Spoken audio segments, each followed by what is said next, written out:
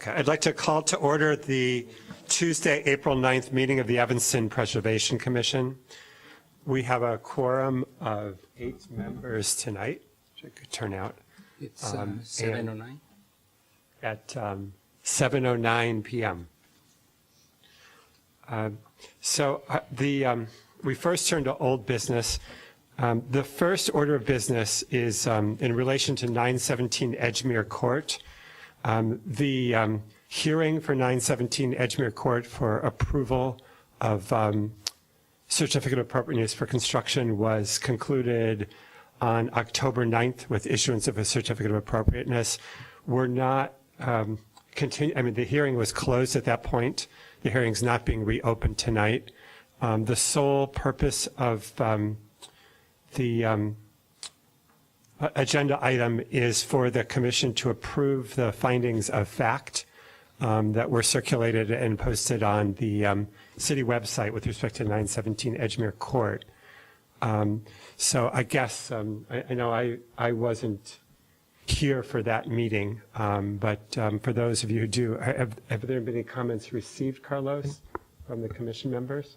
The only comment I received was from Commissioner Reinhold. She noted that part of the discussion during the meeting on October 9th was that the law department had given information about whether or not the park south of the property was part of the public way, and it is not. So that she wanted to just indicate that for the report. Okay. Yep. And Chair Simon and members of the Preservation Commission, Hugh DuBose, Assistant City Attorney, is here this evening. So if you have any questions, or if you have a introduction to this item. Sure. Thank you, Scott. Just you're correct, Chair Simon. We're here. 917 Edgemere is returned to your docket just for administrative purposes. The code requires a written findings of fact on all decisions the commission makes. A written findings of fact was not made, so we have subsequently prepared one based on your findings that you have already previously made. Tonight's hearing is not an opportunity to reconsider decisions. It's not an opportunity to relitigate, for lack of better words, the decision of the commission. We're just here to memorialize in writing the decision that has already been made by the commission. So in working with Carlos, we've reviewed the findings of fact one more time, and we have a couple of just minor changes for readability, but no substantive changes, and I'm happy to go through those if it would be helpful for you, which I think we probably should put on the record. So in the first paragraph, the last sentence would say the applicant's application for a certificate. And then under the applicant's so we move into the applicant's presentation on page 1. What's the thing on the first page? The fourth bullet on the first page, it says the proportional facade, the design is smooth, was missing a space. And then on page 2, beginning with the October 9, 2018 meeting, 1, 2, 3, 4, 5, 6, 7, 8, 9, 10, 11, 12 bullets down where it starts the front C shape. The second sentence, instead of saying the same on the back, now says... Could you repeat that one? I couldn't hear which one you were referring to. Yes, ma'am. My apologies. On page 2, where the bullet that starts, in looking at 5 bullets up, where it says the same on the back, we clarified that it's the same on the rear of the house. And then the bullet below it, instead of saying at the rear the structure was lowered, we clarified it to just say the rear structure. Could you clarify that again? Because I don't see that on this page. Is it on the next page? In a minute. What was the previous one? Yeah. The previous version is on the screen before you, and then Mr. DuBose is explaining the changes made Yeah, on this. which, Scott, can you clarify which bullets those are? Because I'm not tracking here. Sure. So kind of see where the pointer is, that the one starts with the front C. Okay, So I think that's the first bullet. okay. And what was that replaced with? Instead of the same on the back, the same on the rear of the house, just to be a little bit Oh, more okay, specific. all right. In the next bullet below, instead of saying at the rear, the structure was lowered, clarifying it's the rear structure was lowered.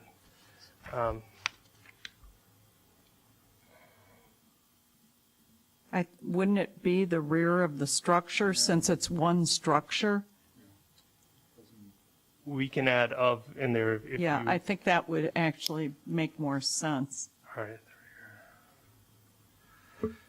Before we go any, on page 1, first paragraph, it's Morgante, M-O-R, not M-A-R. Thank you. We'll make those corrections throughout.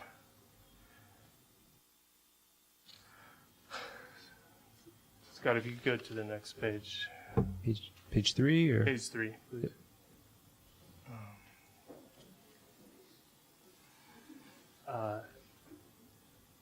The last bullet before the paragraph starting Gary Schumacher, this was a discussion of two different elevations, and so we just said the prior and current elevations to differentiate instead of the before. It's just a more specific preposition. And then before public comment, we added, per the suggestion, that Johanna Leonard, the Community Development Director, in respect to Clark Park, said that according to the law department, Clark Park is not a thoroughfare, so is not considered a public way. This sentence was lifted directly from the minutes to address that. All right. So nothing substantive, just merely just items for readability. If I could make one suggestion, you were talking about the before and current elevations. I think that you mean the elevations that were presented at the September 5th meeting. Is that correct? Ma'am, in the October 9th meeting, there was, in watching the video, there appears to be a before and after comparison. I think that those are, you can check this, I may be wrong about this, but I think that those are to elevations that were actually presented at the September 5th meeting. So I think that might make that clearer than even what you were mentioning before. Just a thought, you can check it again. What, I mean, I don't think we're saying the same thing, so we can say. But I'm just saying, just for clarity, so that folks understand that that was from that earlier meeting. So ma'am, would comparisons between the November 5th elevations and current The elevations? September 5th and the October 9th, I believe it was. Okay, comparisons between the September 5th and October 9th elevations showed the changed materials. I think that makes it clearer, actually. Great. On the previous bullet, you've got the condensers are 17.8 off the property line. And the next one, it should probably say the generator is 10 foot 4 inches off or away from the property line, not just the generator is 10 foot 4. Fair enough. That would either be high, wide, deep. So that'll be changed to off the property line. And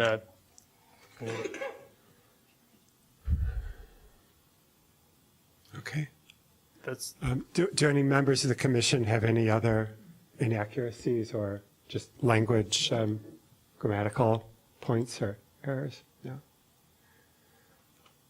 Okay. Again, we don't even have the power to reopen the hearing, but if anybody from the audience has just any errors in the way the information from the hearing was recorded, we could take those. But again, without, the merits are the hearing's closed otherwise, so, okay. Then can I hear a motion to approve the findings of fact from the commission, or, I'm sorry. Sir, Can you just clarify that there is the findings of fact as amended, as opposed to the finding of fact that was in the packet? Okay. All right. Diane, do you want to make? Yeah, I move that we approve the findings of fact as amended, specific to the prior approval of the certificate of appropriateness for 917 Edgemere Court, which involved the construction on a vacant lot of a new two-story stucco and stone single-family residence with a two-car attached garage. Okay, Robert? Second. Thank you. Second. All in favor? Aye. Aye. Any opposed? Any abstentions? Okay. All right, thank you. The next order of old business is 1330 Lake Street, Chad Rogers applicant. Could you introduce yourself? Yes. Hello, everyone. Chad Rogers, property owner of 1330 Lake. I was here last month. Thank you for the opportunity to come back. Hopefully, we're a little bit more prepared than we were last time and be able to answer most of your questions that are necessary as we dive into the kind of exterior changes that we're looking to do at this particular property. I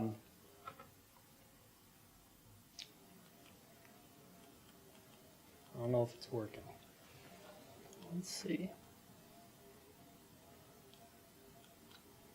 Should be the right and left button should advance, but Yeah. no. All right. I can try to help you out then. That'd be awesome. Thank you. So this is the current picture. So first off, the three things that we're looking to do the exterior, we've already got the approval for the interior remodel. We're looking to change the exterior in three main ways. The first way we're looking to change the exterior is the addition of windows in different places. And those elevations that we'll get to eventually will show you where we're looking to put those windows. The next thing we're looking to do is to put a skylight on the northeast side on the roof. It's a VSS skylight. We'll get into that as well. It's level with the shingles, so it shouldn't stick out too much or be too obtrusive to the visual eye. And then we're also looking to change on the eastern side of the property. There's a porch. We're looking to move those stairs from its current location about 10 feet south so that it splits the patio instead of offset to one side. So this is the current placement of the kind of exterior windows. Most of the changes are happening on the south and the east side of the property. Currently, to give you an overview on the item one, so the windows themselves. Previously, we thought that some of the windows were historical in nature, meaning original. Come to find out, there's not one window on the property after I purchased it in 2016 that is original. Every single window has either been changed or modified, and we can give you a breakdown within your package that shows you what type of windows, whether it's type A, type B, or type C windows. So that kind of leaves us in an interesting position.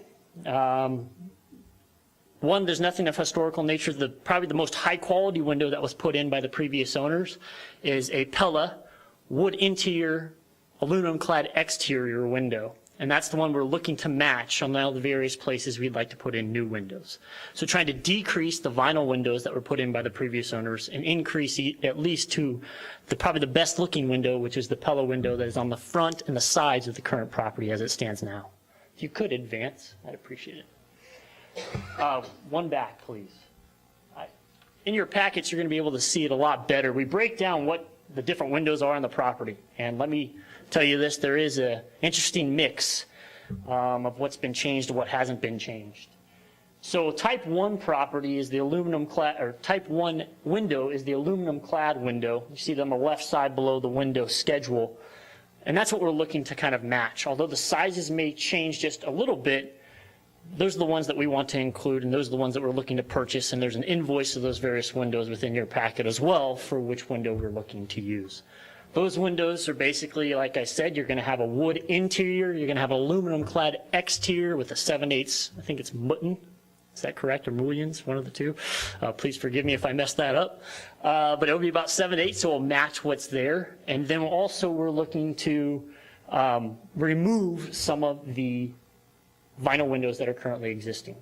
There is a portion of the property where we're looking to move one window that's currently existing to another location so it fits better visually, at least to the human eye and aesthetically from the exterior. Because the west side of the property is on a corner, so that is the most visual portion of the property. If you could go one more. So this is the current, as it stands right now, of what the eastern side of the home and the western side of the home look like. As you can see, actually, yeah, so the top is what I want you to focus on. That's the eastern side, and those are currently the windows. The only window that's changing on the eastern side is that lower basement window, which you see on the second. It's moving forward, northern, on the eastern side of the property, about 4 feet, and the reason that's having to be done is for the structural integrity of the home itself. Upon remodeling the interior, of course, a home that's built in the 1890s, we found quite a few structural issues. And in order to do the remodel of the interior the way we desire, we have to change some structural components of the property. And as a result, we're looking to move that basement window. That's the only significant change regarding windows, or material change regarding windows, on the eastern side. But I'll focus you on the porch. Currently on the top picture, you'll see the porch on the northern side of that eastern side porch. We're looking to move it to the center to split the windows and move those pillars so it looks a little bit better, at least we think it does, to the visual eye when you look at the eastern side of the home. Another change that you can't see on, or you can actually on the bottom left picture, it gives you the southern view of the home. We also are removing an interior door. There's a door, if you see it on the top picture to your left, on the top left corner, there's a door. So we currently have 2 access points on that porch. We'd like to eliminate one of them, and that's another reason why we'd like to move the stairs to a more centralized position on the porch itself. So those are what the changes we're looking to do for the porch. Move those porch stairs, move that window on the eastern side, and then also get rid of an entry door that we think is unnecessary and not needed. That will be filled in with the stucco, the same stucco that's currently existing on the house. So the natural human eye, unless you knew previously, would most likely not be able to tell if there was previously a door there. If we can go on to the next one, if we could. Is there one more? Let's go back. Do we have the, is there, sorry, keep going. Is there no western portion? It's at the end, the way you submitted it. Oh, sorry about that. May I can you go to the end for me? I'd appreciate it. Sorry for not putting them together. All right, so now getting back, sorry, perfect. Oh, thank you. So this is the western portion. These are really the material and significant changes, or the western portion of what we're trying to do to the home. As you can see, the top is existing. You have an interesting mix to the eye as it currently stands. When you visually look at it, it is not necessarily appealing. As you see on the top picture in the center of the main eastern side, you have one window that has a large cutout at the bottom. Whether that was previously, we think that was previously a door, because there used to be a wraparound porch on this particular property, which has since been removed. Or possibly, we don't know, it could have been an air conditioning unit. We are looking to get rid of that extra kind of molding and cover that over so it seamlessly goes with the rest of the house when we redo the exterior, which there's an invoice in your packet as well that describes the exterior stucco work that we're looking to do. Another change that we're looking to do on the, as we move to the bottom, we're going to move we're going to add a window on the northeastern side, where if you look at the picture with the excess molding, and you go down to the next picture on the bottom, you'll see another window addition. Right above that, those kind of French doors. So that's one of the additions that we're looking to do. From the exterior, we think it adds something. From the interior, it really creates a symmetrical interior look, because we have 3 windows in the front of the home, and now you have 2 windows on the side of the home on the eastern side instead of just a single window. We're also trying to add 2 windows that are the same size and style as the currently existing windows, which is the type A window, on either sides of the fireplace. That will match the eastern side of the home from both the interior and then match from the exterior when you look at the home. It also creates the triangle effect, which was some of the things that we were trying to create out of this because of the mix match of the various window placements that currently exist. If you go back up to the top picture, we're looking to rid the house of a current window that for some reason it's a vinyl window that really serves no purpose in the home as it exists now. It's a small kind of vertical window there on the right side of the fireplace by that larger window. We're looking to remove that window and then, of course, bring the property back into the stucco so that you wouldn't know that it actually was there to begin with. We're also looking to add 2 smaller windows of the same style as type A that's currently in the packet. And the reason we're doing that is because that's where the kitchen's going to be and the countertop's going to go across right there. So we'd like to create and have natural light coming in from the western side of the property into the kitchen as the kitchen design requires. Those will just be the same type of window as I mentioned. They'll just be shorter, of course, to accommodate the countertops. Another change is that when you go back up to the top of the top picture of the main eastern side, there's 2 windows right in the center on the south side of the fireplace that are right on top of each other. That particular window is going to be reused. That's a type A window. We're looking to move that window to the rear of the property, as you see in the bottom picture, where now you have a window up top, right there, yep, perfect. And we're adding that window there, so now you have the visual symmetrical action of 2 of the same windows on top of each other, removing a currently, which is a casement window and is vinyl. So we're replacing it with a wood interior, aluminum clad exterior Pella window. I think that's the main changes there. There's also a skylight that we're looking to do on the northeastern side of the roof. And that is a change. It would be the VSS skylight. It'd be a very low profile skylight, solar powered. And there's various documentation regarding all of how it's created, how it's designed. And if you need more of how it's going to look on the roof, I'd be more than happy to give you a copy if you need a copy of how it would look on the roof. But that provides you with a structural design as well as what we're looking to do with that particular property. And the reason we're trying to do that is, one, it provides a little bit of light into a relatively dark area, which would be the master bathroom and the interior remodel. Because of the eastern side, we're not putting a lot of windows or adding new windows except for that basement window, which we're moving north. So in essence, those are the big changes that we're looking to do. As I mentioned, the first one, which is the window changes and additions and the various to fit the plans that we currently have existing. We're looking to move the porch from where its current location into the center portion of that portion on the eastern side. And we're looking once again to put in a skylight as mentioned previously. And please keep in mind that I know it was important to the council previously to identify what windows were currently existing and whether any were original and whether we were trying to match that. And after further information with both Pella reps and Renewal by Anderson, who we were previously using, and now we're going to match all the windows that are currently existing which, via Pella, which is the current invoice that you have in there. We found out that that's their 2008 model, which we previously thought was original, quote unquote, which kind of displays my lack of window knowledge. But ultimately, we were able to get it right and find out what we had. And so that's currently the scope of work and the major change for certificate of appropriateness that we're looking for the council to approve today. I'm welcome to take any questions that you guys may have regarding the changes or the breadth of the scope of the work entailed Was within this. the page you held up Yes. showing the location of the skylight, is that part of the packet or not? No, this was after the fact. I got this after. Okay, so maybe Yeah, people sure. could just, This just gives you a design of what it looks like on a relative roof, a shingle roof. and what facade is, I mean, I have a stucco facade. I'm sorry, what, where is the Side of skylight? on the structure, the location. The location is on the northeastern side of the property on the roof. So if you could go back kindly to where it showed me the eastern side of the property, I think it's at the beginning of the packet. One more. So it's going to be right here where this little window is, right there on the eastern side. So currently in this historical district, on this particular street on Lake that fits within the Ridge Historic District, there's two different houses that have a skylight of similar nature and kind that we're trying to utilize. I don't know if they've been approved, but I do have pictures and I can tell you the addresses if necessary, but there's other people that have them. I'm sorry, is that on the rear of the house? That is on the front of the house, so it's the northeastern front of the house. So Okay. the house runs north and south, right on Lake, on the corner of Lake and Wesley.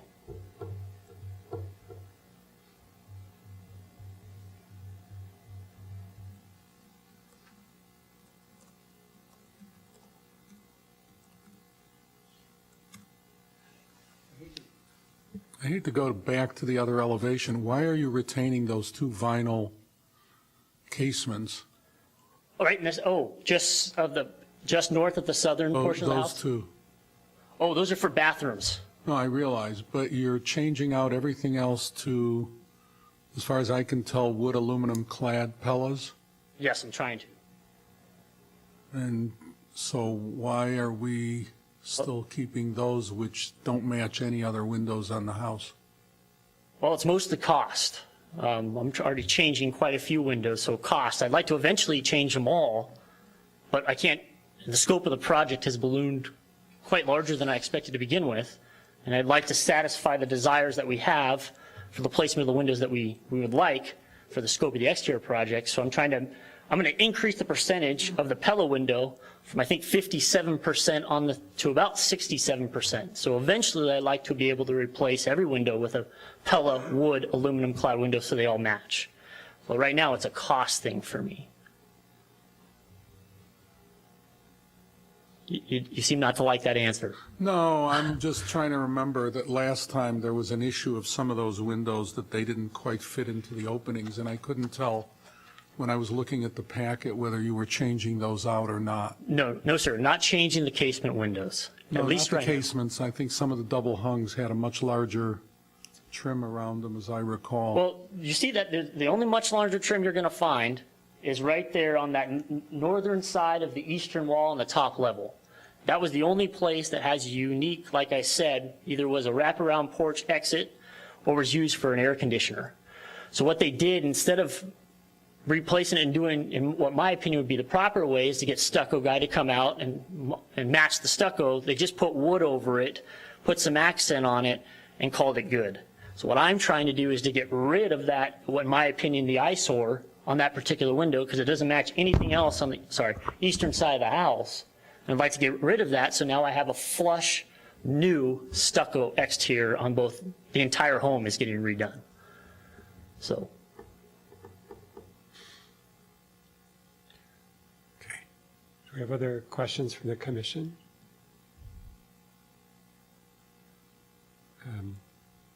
Thank you. I think you can have a seat and we'll, if you do have one, just call me back up. I'll come back. thank you. Was there anybody else in the audience who wished to speak to this matter? No? Any discussion from the commission? No?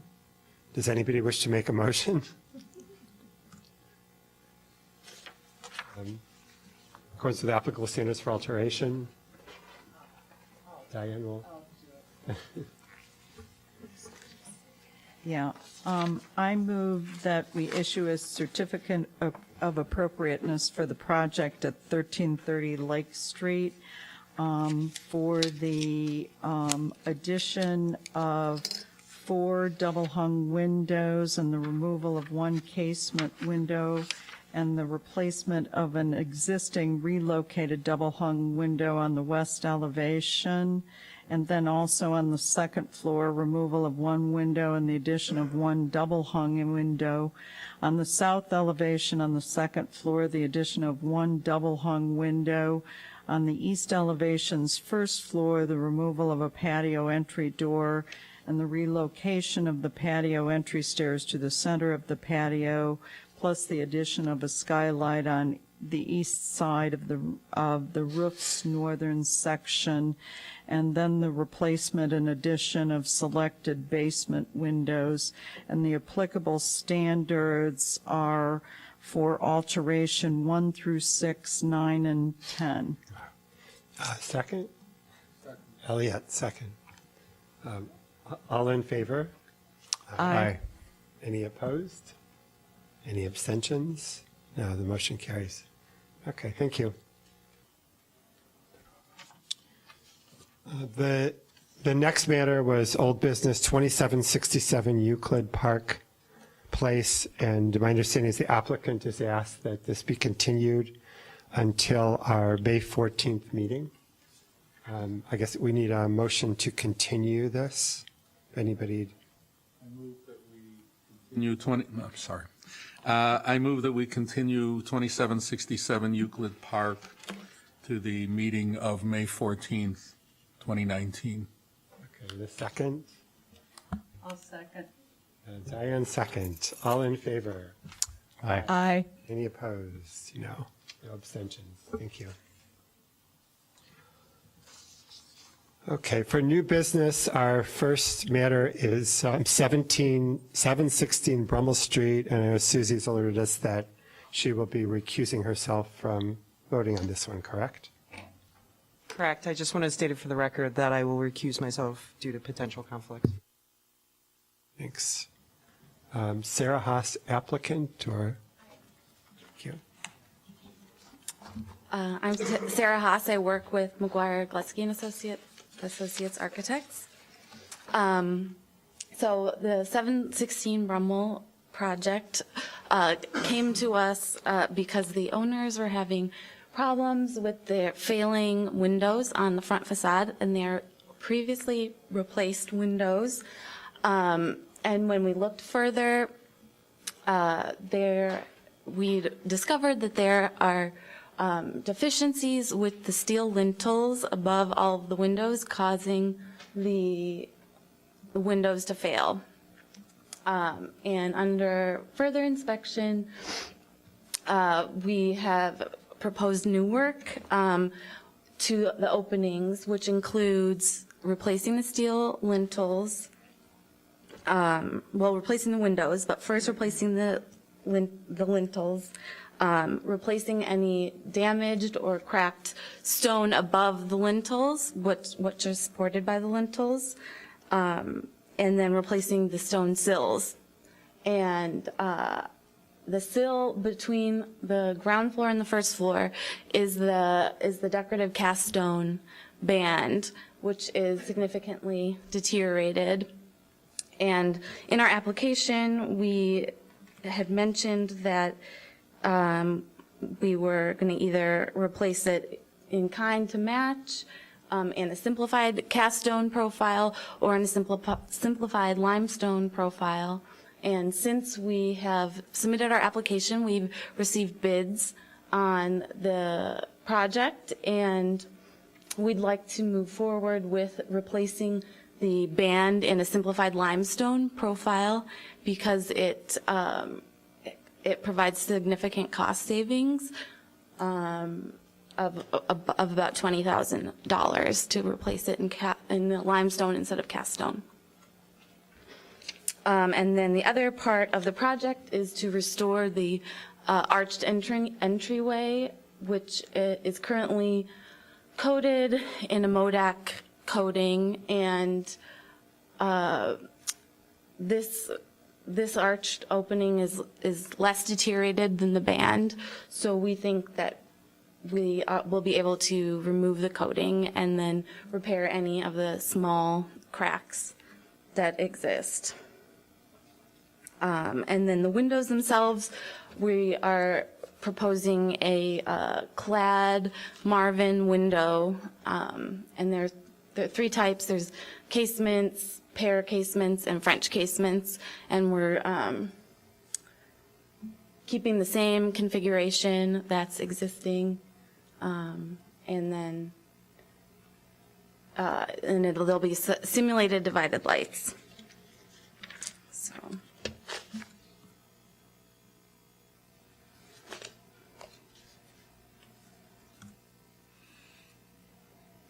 Oh, and then on the non-front facade, there are some existing historic windows, and so we were able to look at some of the dimensions of the historic windows because the windows now are not historic. So we're confident that the Marvin replacement window matches the historic windows very well.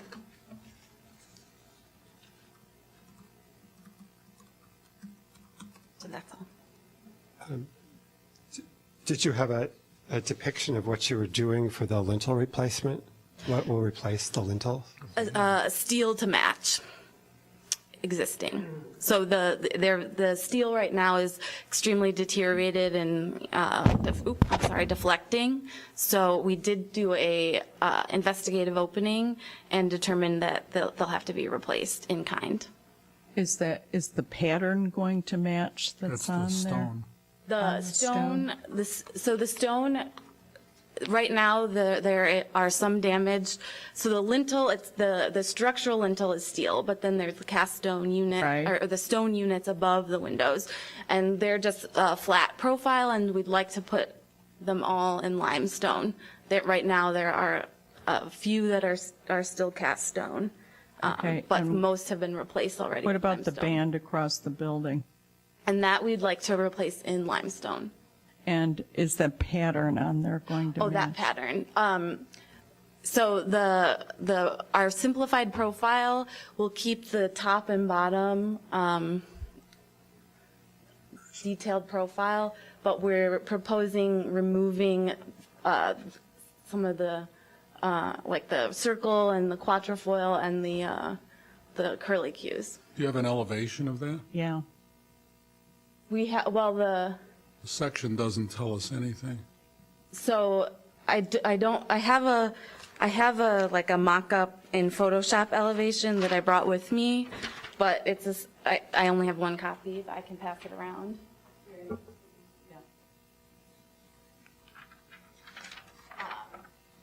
Very plain. It essentially keeps that top and bottom profile across the whole facade, and then we'll keep the flat areas the same, but they won't have the detail. And we're also proposing to eliminate some of the detail in the corner, but they'll still be raised. I have some concerns about, I understand why you're approaching it the way that Yeah. you're doing it, but I do have some concerns about the lack of the pattern that would be included in that banding, simply because I think that's really a defining element on this particular building in terms of dividing the upper stories between that and the ground level. And while, as I mentioned, I certainly understand why you would want to do that, and certainly your client would. I think it really is taking away something that's really unique and sophisticated and actually goes very well with the front door opening, which again is a very unique feature of this particular building. Are you only proposing that the long panels be replaced, or also all of those others? I mean, I'm looking at those with sort of a trifoil between below, where you're not below the windows, such as that. So we're proposing replacing it all because that band does act as the sill for all the windows. So, I mean, we feel like to complete the project properly, we have to address the full opening. Yet you were able, I realize there's a cost issue, but you said that if you made cast stone, you could have actually replicated the patterns that are there. Yeah. It costs significantly more. Did you investigate having a carver carve the limestone to match those patterns and compare that to the cost of the cast stone? We don't have a number for that because we felt if we were going to change the material, that we're already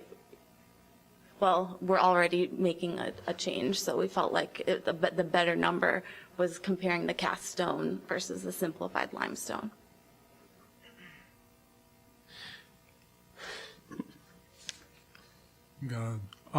What about the brick? Because I noticed that at least in your section, it looked like you were also removing bricks in order to change the lintels. Yeah.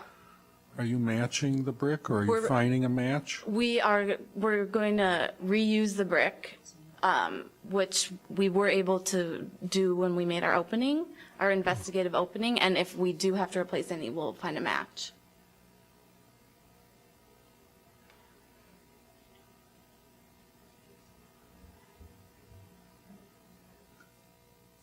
The coating that you mentioned on the front entry, and you said you were removing it. Yeah. Are you planning to put something back onto that stone after? No. Okay. So as far as we know, they added the coating as a repair method because there of the significant cracking, and that was supposed to stop leaking. So.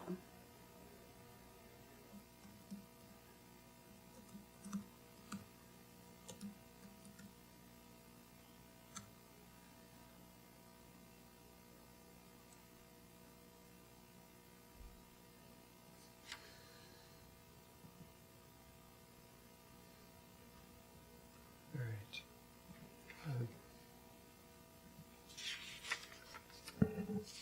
Okay, did anybody have any issues or comments with the windows?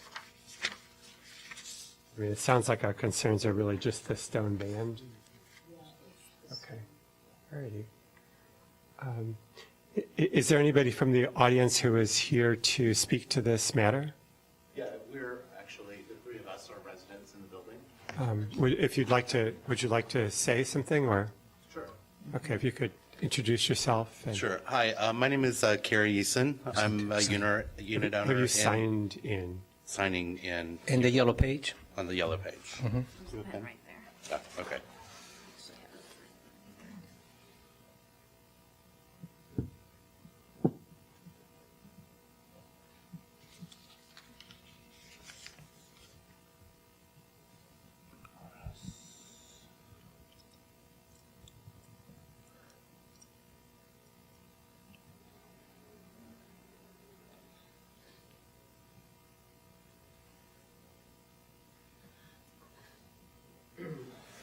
Okay. What's that? I didn't sign it. Oh, okay. Sorry about that. So yeah, my name is Kerry Eason. I'm one of the unit owners in the building. And so on the stone band, we did realize that that was going to be a significant concern because it is one of the details that's listed on our statement of historical significance.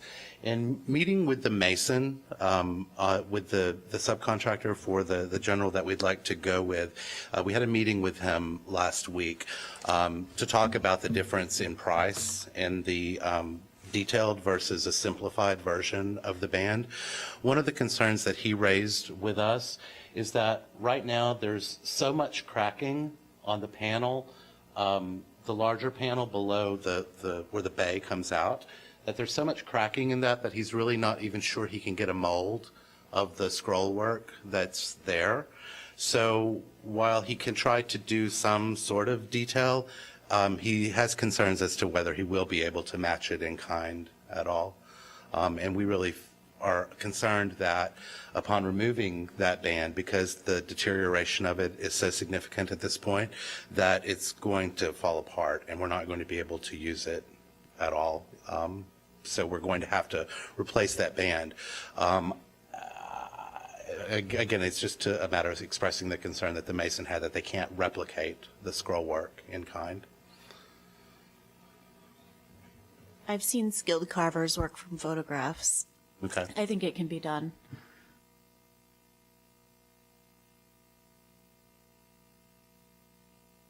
I guess I think the main issue with the cost is that the project overall is coming in at probably Yeah. a minimum $250,000, $250,000. Right now, we're looking at a And- special assessment against each Yeah. unit owner of $55,000. So we're just trying to be mindful of our financial situation. And so a $20,000 to $25,000 savings would be significant for us. And I think we feel that it has to be addressed to have a performing envelope. So, Yeah, I Yeah. mean, to add a little bit more color on that, the windows in this building were replaced about 15 years ago. And the work was not done thoroughly. They just put in the new windows and did no other sort of structural maintenance of the building, which is why we're in this situation now. So, as someone recently who's bought into the building and is now looking at a $55,000 special assessment, every few $1,000s is going to help us.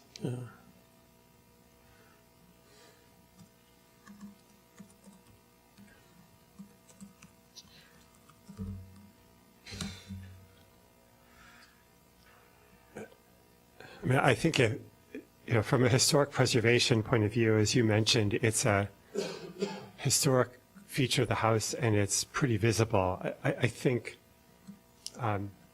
based on what we know, I don't think we would get a majority to authorize removal of that band without replacement of it. I don't know if it's something you would consider With going the- back and getting. With the full detail. but- That's, I mean, from a historical preservation point of view, it's simply a material historic detail that's part of the historic structure. It's not, Yeah, that's kind of our job, and it certainly has a significant appearance. I mean, I don't know if it would be best for you to go back. I mean, I suppose one thing we could possibly do is approve it conditioned on that change. I don't know if alternatively you'd want to go back to the Mason and get a bid, or if that's even possible.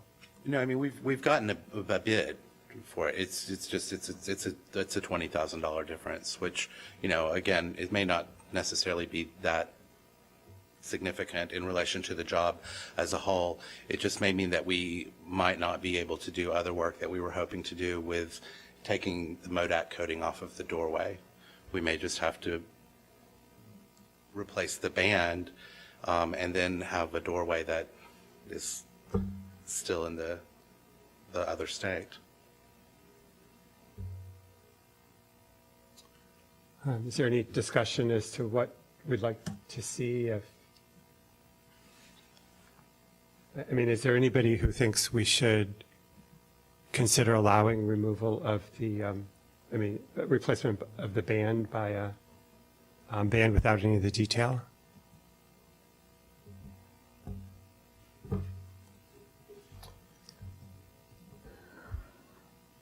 All right. It seems to me best that we, unless the applicant objects, that we approve based on that change rather than not approve at all. I'm sorry, what are you asking me? How do we approve it based on that change? I know a good mason could carve. We don't even know if we have pictures of the original decoration. So we have the photographs of Of the original photos? of what's there now. What's there now, but it's already deteriorated, right? So do we have a good picture of what it looked like originally? So we could replace, because she said that a good carver could do it from pictures. If we have a picture of what it looked like originally, because it's so deteriorated now. A good carver could do it from a current picture. Oh, right, because we don't know what the detail actually With looked like. with the coating on it now, a photograph of the coating. Okay. That's what I was trying to say. All right. That Well, we don't know what it really originally looked like. I guess we can give you the choice of we can, pass a motion today, subject to changing it, or if you'd prefer to continue it and come back next time. I think No, we I think could. quite honestly, at this point, we just need to know. And if the commission is only going to give us approval with the detail, if that's what we're going to need to go with, we need to go, because we have a number of unit owners who would like to get the work done Right. so they can sell their Okay. property. All right. Okay, would somebody like to make a motion based on that? Can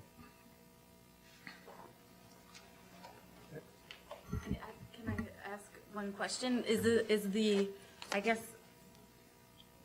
limestone or the cast stone material? I guess we want to know the material that is approved Yes. and the detail, both elements.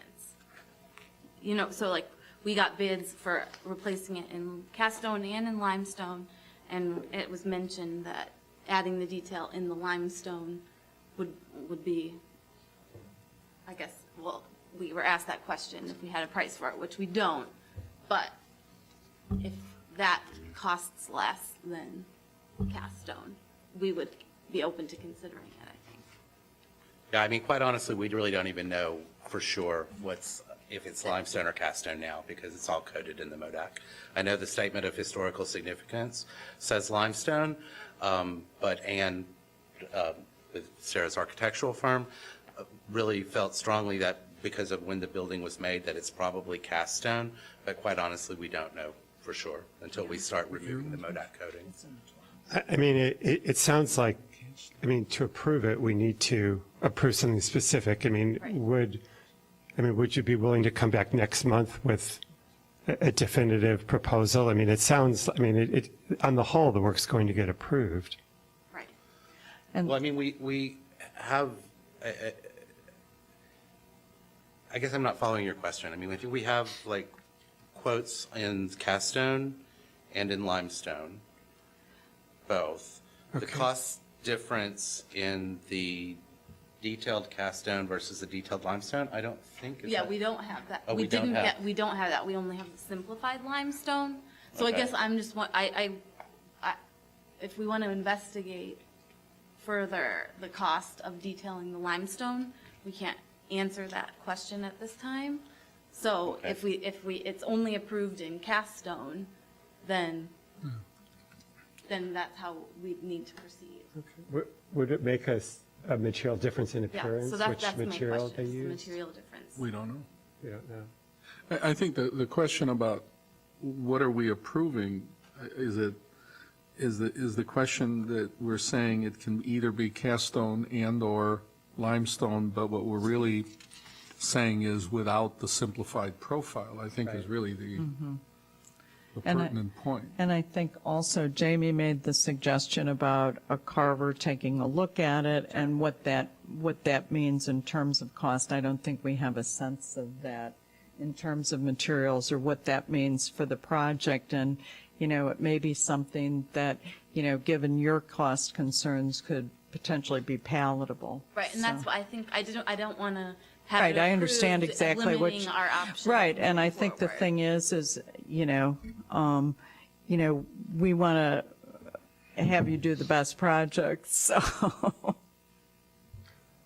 I mean, are we comfortable, I mean, do we think the difference between materials would be substantial, or do we feel like if we approved it with either material that it would be substantially the same? No, I think that from what they've said, it seems as if the entire band is being replaced, that there's no single portion that's being salvaged. Is that correct? Yeah, From one end of that facade all the way across, all of those stones, let's call them stones for Yeah. want of a better word right now. because they are all connect, I mean, well, it's hard to tell where joints are because Right. of that coating, but as far as we can tell, there are few joints. And so once you start removing the parts that are deteriorated, you kind of are stuck taking all of it out. And because we think it's cast stone, it has rebar in it, so it's like you can't cut it like a limestone. These photographs might be more helpful. You want to look at it. It's really incredible. I think you have to send it to you in a minute. Can you clarify for some of us that are not clear about the difference between cast stone and limestone? I understand limestone is a natural material, whereas the cast is a man-made material. And the cast stone is, you said, more expensive than the limestone? Yeah.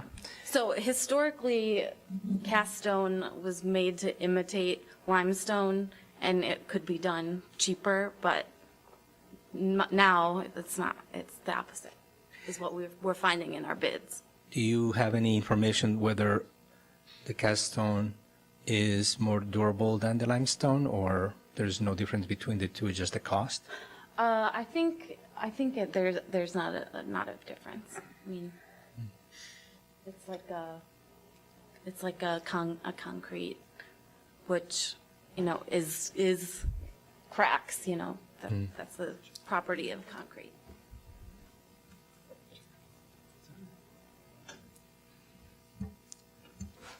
So how many sides of the building are with this band? Only the front. Only the front? All right. I mean, I guess I still come back to the issue of, I don't have the technical knowledge to know if I mean, I think we all agree that the appearance should be maintained. I guess I don't have the technical knowledge to know whether, if we approved the appearance being maintained, but in either capstone or limestone, that would be, we would have a pretty good idea of what we were approving. Well, theoretically, once they've replaced all of them, you're not going to know. You're not going to be able to say, oh, that doesn't match the adjoining panel, because the adjoining panel is the same material. The only, let's call it stone, that isn't going to match per se would be the arch down at the bottom, whatever material that is under, as soon as they remove the coating. But everything above that band is all going to be one single material, whichever. Okay. Should we mention also the vertical elements? At some point, we believe in the 70s, maybe, yeah, or if you have the color picture of the full, yeah. So these vertical elements going up and down that do go across the entire front facade, those are mostly all limestone now. We believe that what was originally cast stone has mostly been replaced with limestone, except for, I believe it's the windows on the far ends And them in the center. and in the center as Yeah. well. Yeah, so I think like the building is kind of plagued with mismatched materials existing. Yeah. So we're trying to unify. But the majority of what it is now is limestone. Right.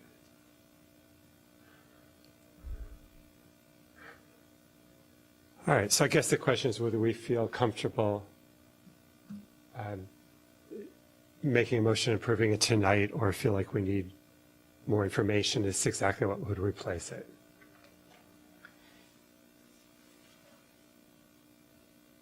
Does anybody have an opinion on that? Who's- I kind of remembered it. I think that the only issue is, much more about, is it going to be a carved ornament or is it not? Right. So you could theoretically have a motion that says that, and then they don't come back, but then we still have to know what they're using. So do they come back and tell us, guess what we did? Or how is that handled? Scott? Carlos? Yes. So if it is clear that the carved stone or limestone is an issue, so if the commission were to approve this project with the caveat that the carving will remain, and whether it is in limestone or cast stone, you just need to specify it, what it is. And when I receive the permit application, I will see that the carving is part of the elevations, and you will indicate whether it's limestone or the cast stone. So if that is the case, it's easily handled. I don't think it's necessarily for the commission to know. I can easily communicate with the commission, this is what the final product will be, this is the material. You can submit drawings that will show the carving. Maybe if it's cast stone, then you have to probably show us that, the mold or if a carver, something that will prove that is going to be replicated or the best possible way. So I would not necessarily act by myself. I would probably like to get consultation either with, Ken Idle, who I think has experience with this type of material and construction, just to make sure that is the correct or most appropriate way to handle it. I don't know if the commissioners have a different view on that. It sounds good to me. All right. Would somebody like to try to make a motion on that basis? Yes, Elliot.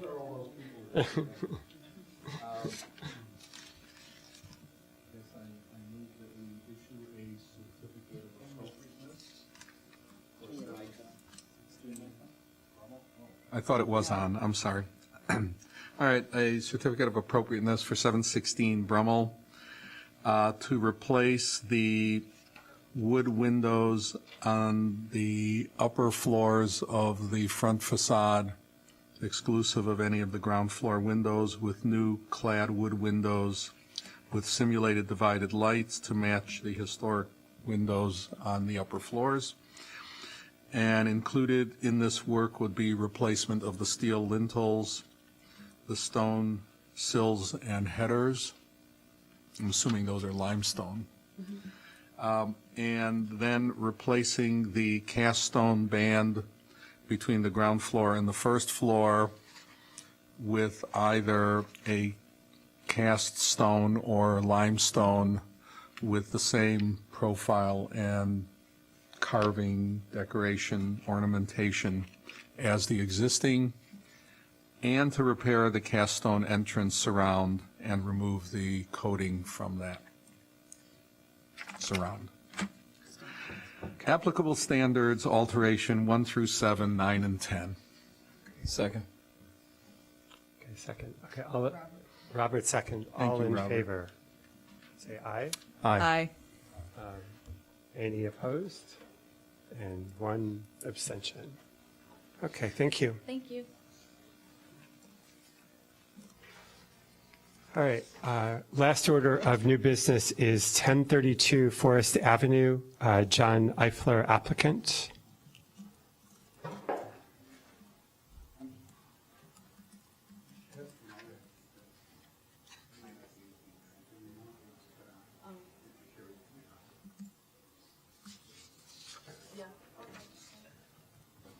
Sorry, I was giving some consulting advice there. There might not be any stone left behind the MODEC. But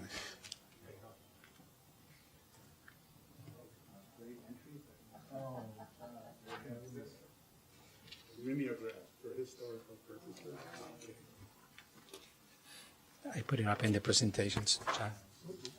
It's on the presentation too. Yeah. I was able to put it. Yeah, that's good.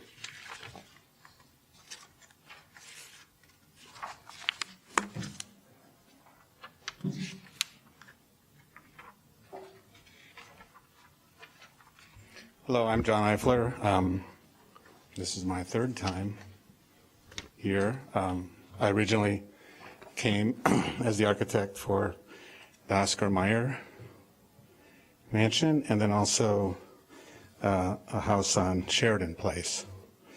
But this time it has to do with the lot adjacent to Oscar Mayer. And before we get into the standards, I wanted to explain a little bit more about how this house came to be, of the design. It's really meant to be a representation of current sustainable technology applied to a house. So it has certain issues. The siding of the house, it's an L-shaped house where the majority of the mass is pushed as far north as one can on the property to allow for a lot of southern exposure and to create a private courtyard, a defensible space. It's also set back as far on the lot as possible to preserve the views of Oscar Mayer. There has never been a house on this property. This is the first time there's ever been a proposal to put it here, and out of respect for that, and I'm sure most of you have driven south on Forest, and you can see the prominence of the Oscar Mayer house. And so we're trying to be sensitive to the fact of this property being a void historically. So we've pushed the house as far back as we can. Some other aspects of this plan is that all the rooms have a view of the courtyard. They all have southern exposure, which is good for passive solar. The plan turns its back to the north in the same way that Oscar Mayer does. All the bedrooms on Oscar Mayer are on the south side. The shape of the roof actually comes from the 40 degrees. That's optimal for solar panels on the long extended mass of the house. The roof at the north side we kept as low as possible at 16 feet with 7-foot head clearance on the second floor hallway. And the size of the house is smaller, which is kind of in keeping with how many people are choosing to live these days. 3,400 square feet, I know to many of us doesn't seem small, but it is small in the neighborhood, which is comprised mostly of 5,000 plus square foot homes. The materials were chosen. Once you go down the sustainable path, you use things like recycled aluminum roofs. All roofing ends up in landfill for the most part, and recycled aluminum is the only one that's kind of a cradle-to-cradle material that gets recycled over and over again. The standing seam provides easy attachment for solar panels. The house is super insulated, really high R values in the walls, and we're going to be prefabricating the wall sections, Walnut Custom Homes. So the house will be framed up in 4 days, and there's very little waste when they do it in the factory. The windows are all insulating glass. There'll be built-in shades for heat retention and heat reflection in the summer, and the mechanical systems, these are all things that are readily available. GeoExchange, heating, cooling, ERV. You could burn wood. There's a catalytic converter for fireplaces, so it's completely cool to do that. All electric house, no gas. Energy Star appliances, LED, solar, and electric car charger. The landscaping, we're going to leave the north portion of trees as a screen between the new house and the house to the north. And then there's also going to be a line of trees planted on the south line for privacy and to cut out any kind of solar glare during the summer months from the panels. And lastly, the contractor is Jim Kastenholz, who also did Oscar Mayer. And he has contacts with a not-for-profit that we will be training and hiring inner-city youth to get them training in the construction fields. So given that, do I work this thing or do you? There it is. So where are we in the sequence here? Hold on, John.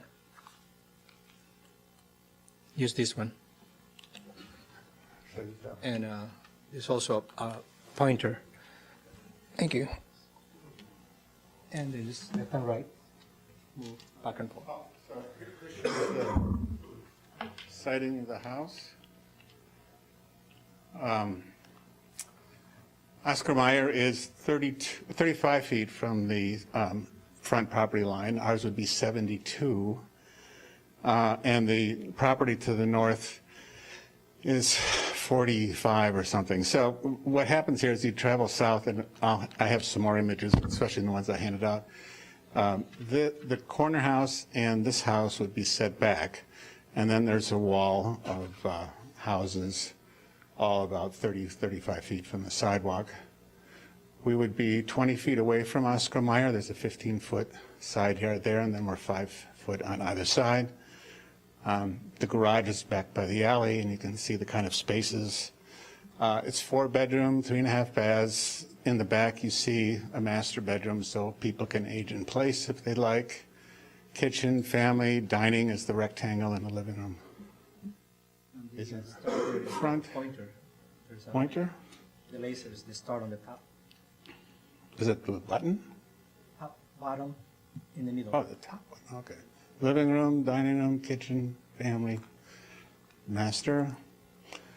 And then upstairs, there's 3 bedrooms, scenic overlook, and solar panels on the roof. The front elevation is on the upper left. It's comprised of wood siding. 9 of the homes on Forest are wood-sided homes. 2 or 3 are stucco and brick.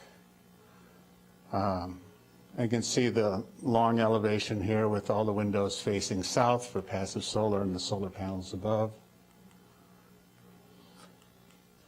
It's the north elevation. There you can see kind of a 3-dimensional representation of how this looks from the southwest. And the tree representation on the south property line as well. This is the front elevation. It's Oscar Mayer is 40 feet tall. And this is the roof peak here is at 27. So, and when you walk up the front steps, the ceiling height here is 7 feet. So it's kind of a game of scale. It's actually a pretty small house in comparison. And this is the courtyard in the back. So there's a lot of good private defensible space, which we all yearn for. Now this, it almost looks like it's two different worlds here, but the idea is that the house is set way back on the site. Oscar Mayer is as prominent as it should be. This is the view you'd get if you went a little bit further north, and as you can see, the mass of the house is completely obscured by the trees and foliage, and you can see how Oscar Mayer is still the prominent house on the block. So this is a little bit different response, I think, to historical building in historic districts. I think most of the time the commission is given very large homes that need to be good neighbors to historical homes, and in this case we're trying to set it back and be kind of recessive to the houses. And you can see the house on the north as well. There's actually another lot between the new property and the lot to the north that's owned by the corner property. So here you can see how a better way of rendering of how the house would look with Oscar Mayer next door. Let's see, it passed zoning, always good. Oh, where did it go? Oh, okay. So I think on your packet, there's also a map of the entire block of forest, and you can see how it relates to the other homes on the block. Should we go through these standards of review, COA, or how would you like to do this? Sure. Why don't you go through the standards, and then we'll finish your presentation, and then we'll ask questions. Okay. So the height of the building, as I said, is 27 feet, 2 stories. Others in the neighborhood are 2.5 to 3. As I said, we're trying to keep it shorter. The proportions of the facades. The house has both vertical and horizontal components to it, like most of the houses there. It's in scale to itself. It's not tall and thin or low and flat. The proportions of the openings. It has about the same amount of glazing that faces the street as other homes. The rhythm of solids to voids and facades, there's 2 main planes of the front facade with some roof shapes between them.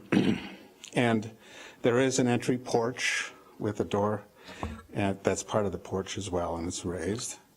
Rhythm of spacing and structures on streets. It falls into the regular spacing of the space between the houses. It's 20 feet on the south side and about 50 to the north. Again, there's a prominence of views of Oscar Mayer. And front landscaping will help maintain the appearance of the empty lot. That is the existing tree line on the north side. The entry porches, storefront recesses, another projection.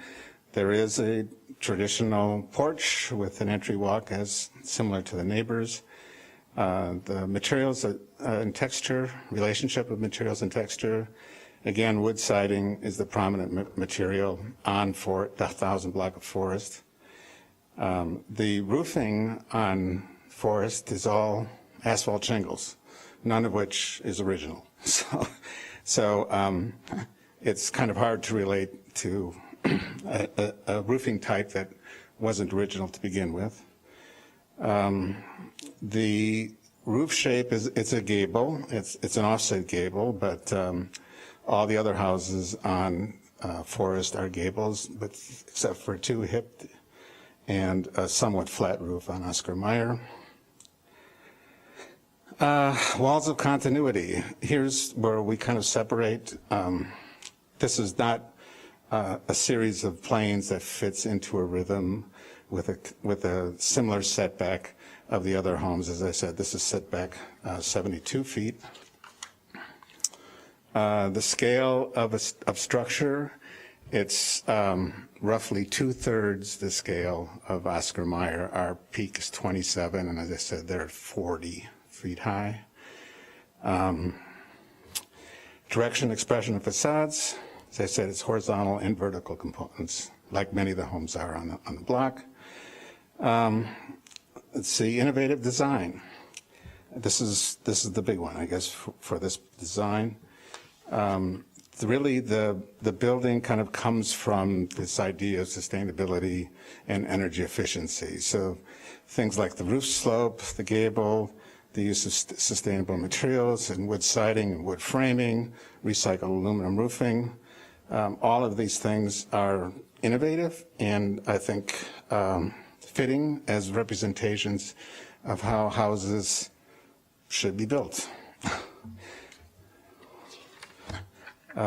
New construction.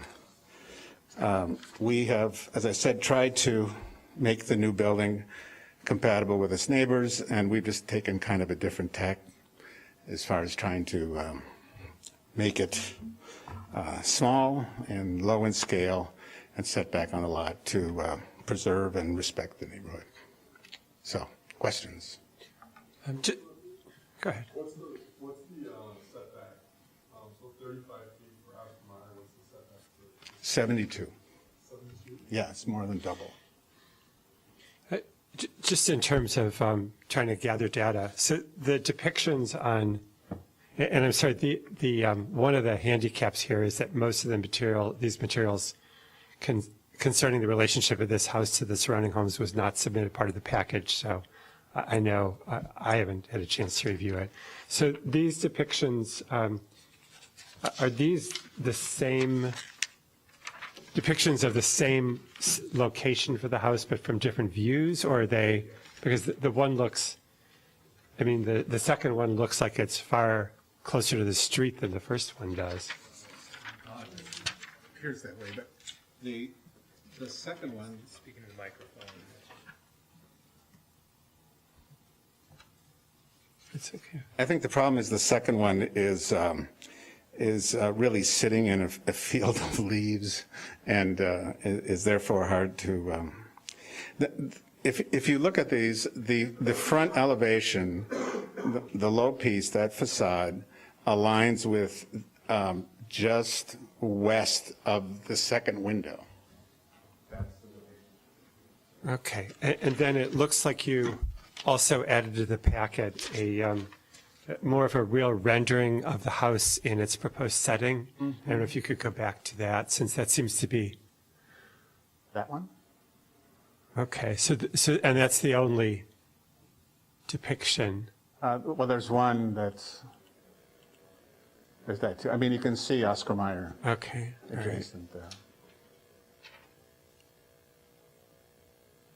But you're actually well on the property Right. from this view, as opposed to here when you're on the street.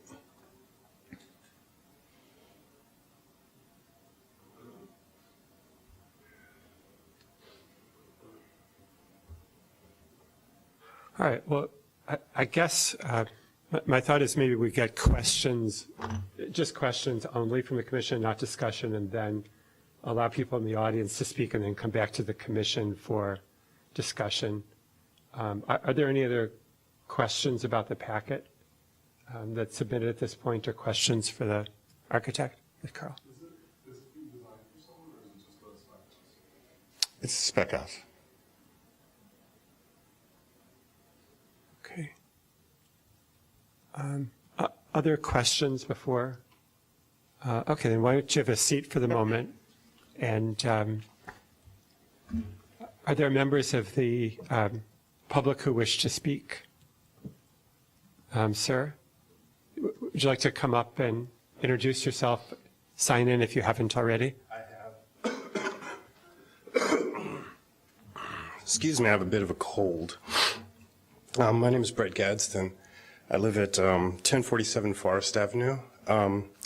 We were kind of before this commission, I think in October. We were seeking permission to perform some renovations and, for our home. We just had a fire, and so we're kind of become a little bit familiar with this process of historical preservation and the importance of preserving the historical integrity of the house and the character of the community. I think my wife and I looked at this proposal very closely, and we have a number of concerns. We were struck in particular in our review of the website by the architect's emphasis on all the contemporary features of the home and his almost total failure to reflect upon the problem of how this house fits in the Lakeshore Historic District. So I've consulted with an architect friend about some guidance on how to respond to the developer's plan, and he provided me, after he reviewed the materials that we had access to, he provided me with a direct quote about the merits of the project. His quote, "The proposed design, in my view, is completely antithetical to the late 19th century and early 20th century homes on Forest Avenue.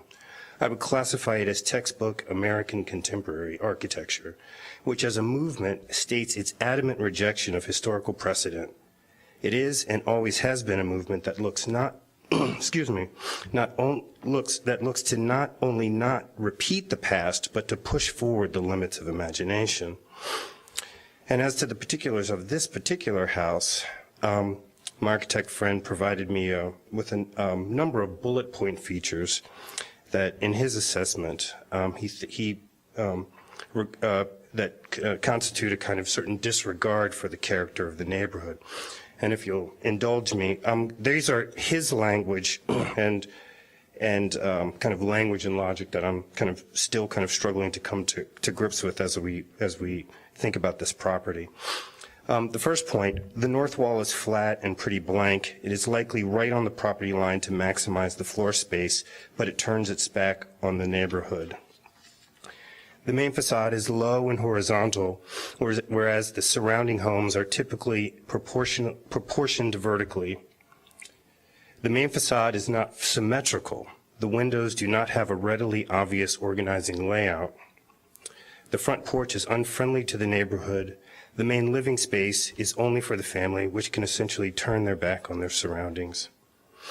The roof line is untraditionally asymmetric. There are structural follies, I believe is the term, where portions of the building, like the roof over the front porch, appear to magically hang in the air, and a very appealing concept to contemporary architects, but not likable to traditional designs.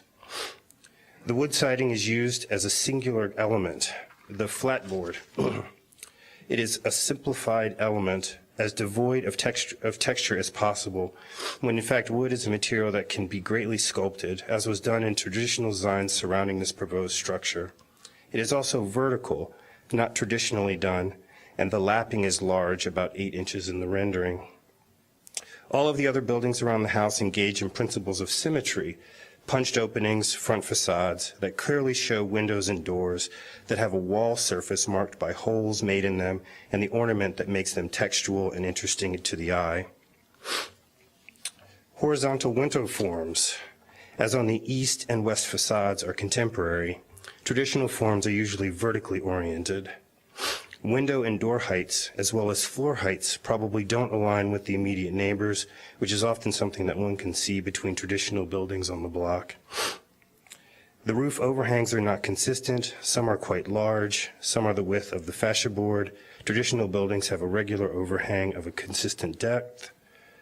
Traditional buildings use regularized volumes and add or carve away from those with other regularized volumes. This house does not. The aluminum roof is not typical of the neighborhood. Roof pitches in the neighborhood are tall, making buildings seem almost to be 3 stories. This building has shallow pitches. And lastly, there is no rhythm to the facades, and I would say the styling is deliberately anti-rhythmic. Dissimilar elements bump into or wrap or extend over one another. There are no repeatable elements, and this is very much at odds with the style of the neighboring structures. Now, we were attracted to Evanston and Lakeshore Historic District for the community's commitment to historic preservation, and we think this is a fine house, but in its current form, we just don't think it's appropriate for our block. We understand that the review board cannot impose a design style. Still, we would ask the commission to withhold a certificate of appropriation as the project in its current form is incompatible with the neighboring structures. And I'd like to add, I have kind of letters of support from our neighbors to the south, Chris and Priscilla Green and Neil and Denise Robinson, who live in the houses to the south of our property. If you'd like to give Carlos the letters, then we would have them for the record. Okay, I'll do that. Okay, I'll do that. Thank you. Okay, thank you. Other members of the public? Yes, my name is David Turner. I live at 1031 Forest, which is directly across the street from the structure that is being proposed. In fact, it looks like that was taken from our front porch. Certainly there's the same view. And my concerns have been exactly those of Dr. Gadsden, although his presentation was very elegant and informed, and I'm not going to try to add to it. I just agree with everything he has said. Okay, thank you. Did you have a chance to sign, sir? Please sign the sheet. Did you please to sign up the sheet, the yellow sheet, please? Thank you.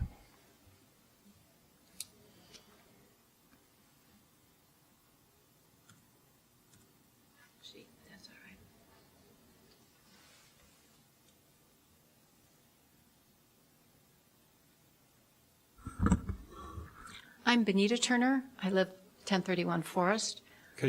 Have you signed in also before we? Both the yellow and the white, or just the yellow? The yellow one, please. The yellow one. It's okay, sir. Don't worry about it if you sign the other one. That's what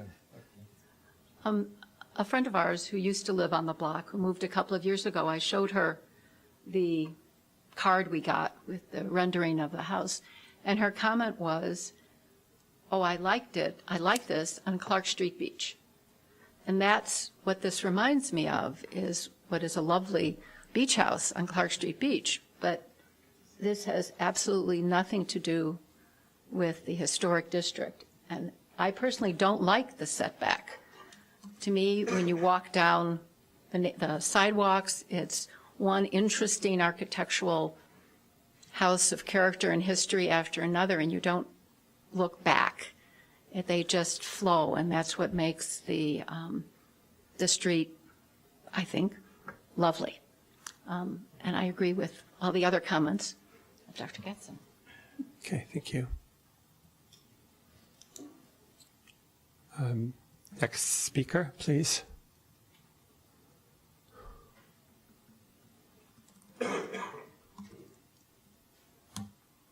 My name is Dominique Ullman Papa, and I live at 1048 Forest Avenue, which is the home on the corner. It's to the north of this property.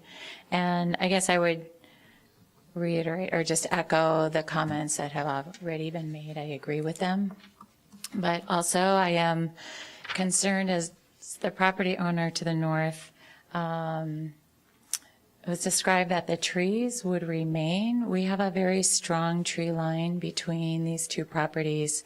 And in that tree line, some are on my side and some are on the other, but they're very tall, mature trees. Like, that was not the reason, but it's definitely an attractive feature of my home. And I don't, because this home is being constructed so close to those trees, I don't know if trees are even a consideration or your consideration, but I'm concerned that the trees won't survive the construction, as they would be digging right into the root base of those very mature tall trees.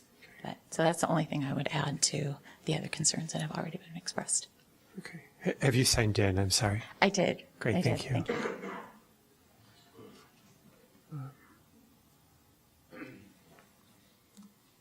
Hello, my name is George Papa. I also live at 1048 Forest Avenue, directly to the north. So I'd like to echo what you've heard before. I'd say aesthetically, I like the house. I recently sold a house very similar to this. I'd buy another one in the future, but not in this location. If I were to ask the commission to walk around the neighborhood and vote on which house, after it was constructed, looks like the one that doesn't belong, I think undoubtedly you would vote this house is the one least likely to belong in this neighborhood. I'm sympathetic to the goal of using modern design construction techniques, but I think in this case, at the expense of creating an aesthetic and a positioning that is so out of character with the rest of the homes in the neighborhood, simply don't think it works. Thank you. Did you sign up, sir? I will. Thank you.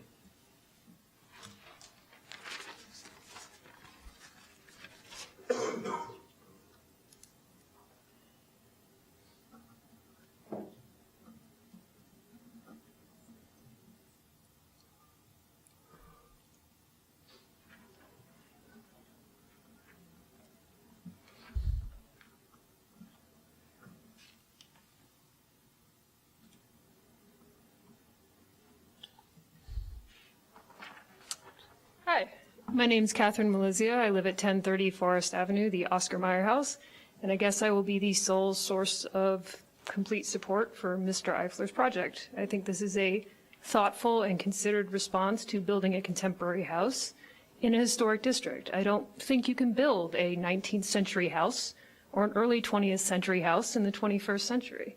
And I think what he has done takes that into account while looking forward to, as he puts it, how houses should be constructed today.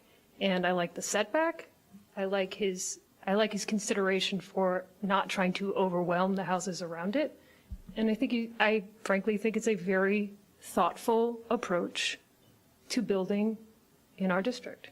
So I support this. I would issue this. I would issue the COA. Thank you.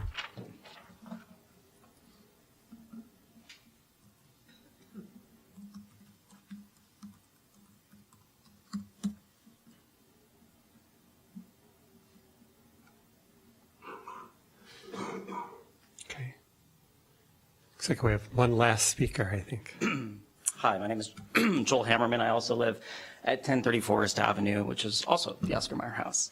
I love the fact that we are, Catherine and I, see eye to eye on so many things, and then sometimes we don't, and can sometimes so clearly see things differently. I very much agree with her sentiment that it's interesting to try to put a modern house in this setting, but I agree, unfortunately, not with the person with whom I live, but more my neighbors in this regard, and that I think that if you actually look at the neighborhood as a whole, this particular house, I like the setback. I like the way it tries to fit within the property lines. The design itself, though, is not in keeping with the neighborhood. It doesn't make, I would say, any effort to keep within the architectural styles of the neighborhood. I think, for example, an aluminum roof, it stands out in a way when you look at the photographs that it does not seem fitting or fitting of the surrounding houses. It does not seem fitting of a historic district. And it does, I would agree with my neighbors currently to the north, that it does seem to be the one house that will really not fit with the styles that surround it. If you were to walk up and down the street, you would say this is the one house that does not fit like the others. It's a very interesting house. And I can see wanting this house, but I agree, once again, not where it currently is where it is currently contemplating being put. And so for that reason, I would not issue the COA. Thank you. Thank you. All right, do we have discussion by members of the commission? I think somebody down there is reaching for their microphone. Yeah, we're reaching for the mics. I have two areas of concern, both relate to the standards. The first is the setback. I do think it is set back too far. The other is the front facade and how it fits with the rhythm of the street. I think that overall, to me, it's less about the design. It's more about the way it addresses the street and the setback. I was waiting for more. Well, I think the standards are really the criteria, and John, you tried to address them, but you're addressing them by essentially saying, here's the criteria and here's the way I interpret them, and I think it's our task to also interpret those same standards. And in going through them, you know, just starting out, and I'm not going to try to do all 16, but, you know, you're saying, well, the house is 2 stories and all the neighbors are 2 stories.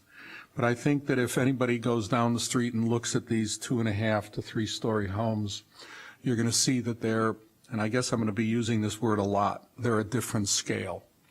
It's not the same 2 stories. I can also have a 2-story house with 8-foot ceilings, and I can have a 2-story house with 10 and 12-foot ceilings. And I think, you know, you've indicated that you made it deliberately shorter to emphasize the significance of the adjacent homes. That seems as if you're trying to give us a reason as to why you really failed to address the problem, and so here's really my way out of it. Proportion of the facades, I don't see that this really matches the proportion of any of them. A number of people, and I think the first speaker from the neighbors, as he was reading it, you know, talked about proportions, both of the facades and the proportion of the openings. And you can see it in this photo because that tree pretty much blocks Oscar Mayer, I guess. And if anything, ironically, Oscar Mayer is right now the anomaly on the block, probably more than most of the others, if you think about it.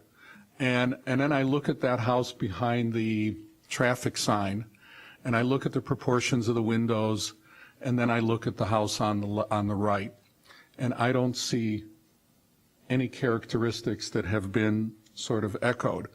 And it's important, I think, for everybody to realize, because somebody here used the term belong. I forgot which of you said it doesn't, well, I'll pick on you. That you said it didn't belong, and I'm not sure what you mean by belonging.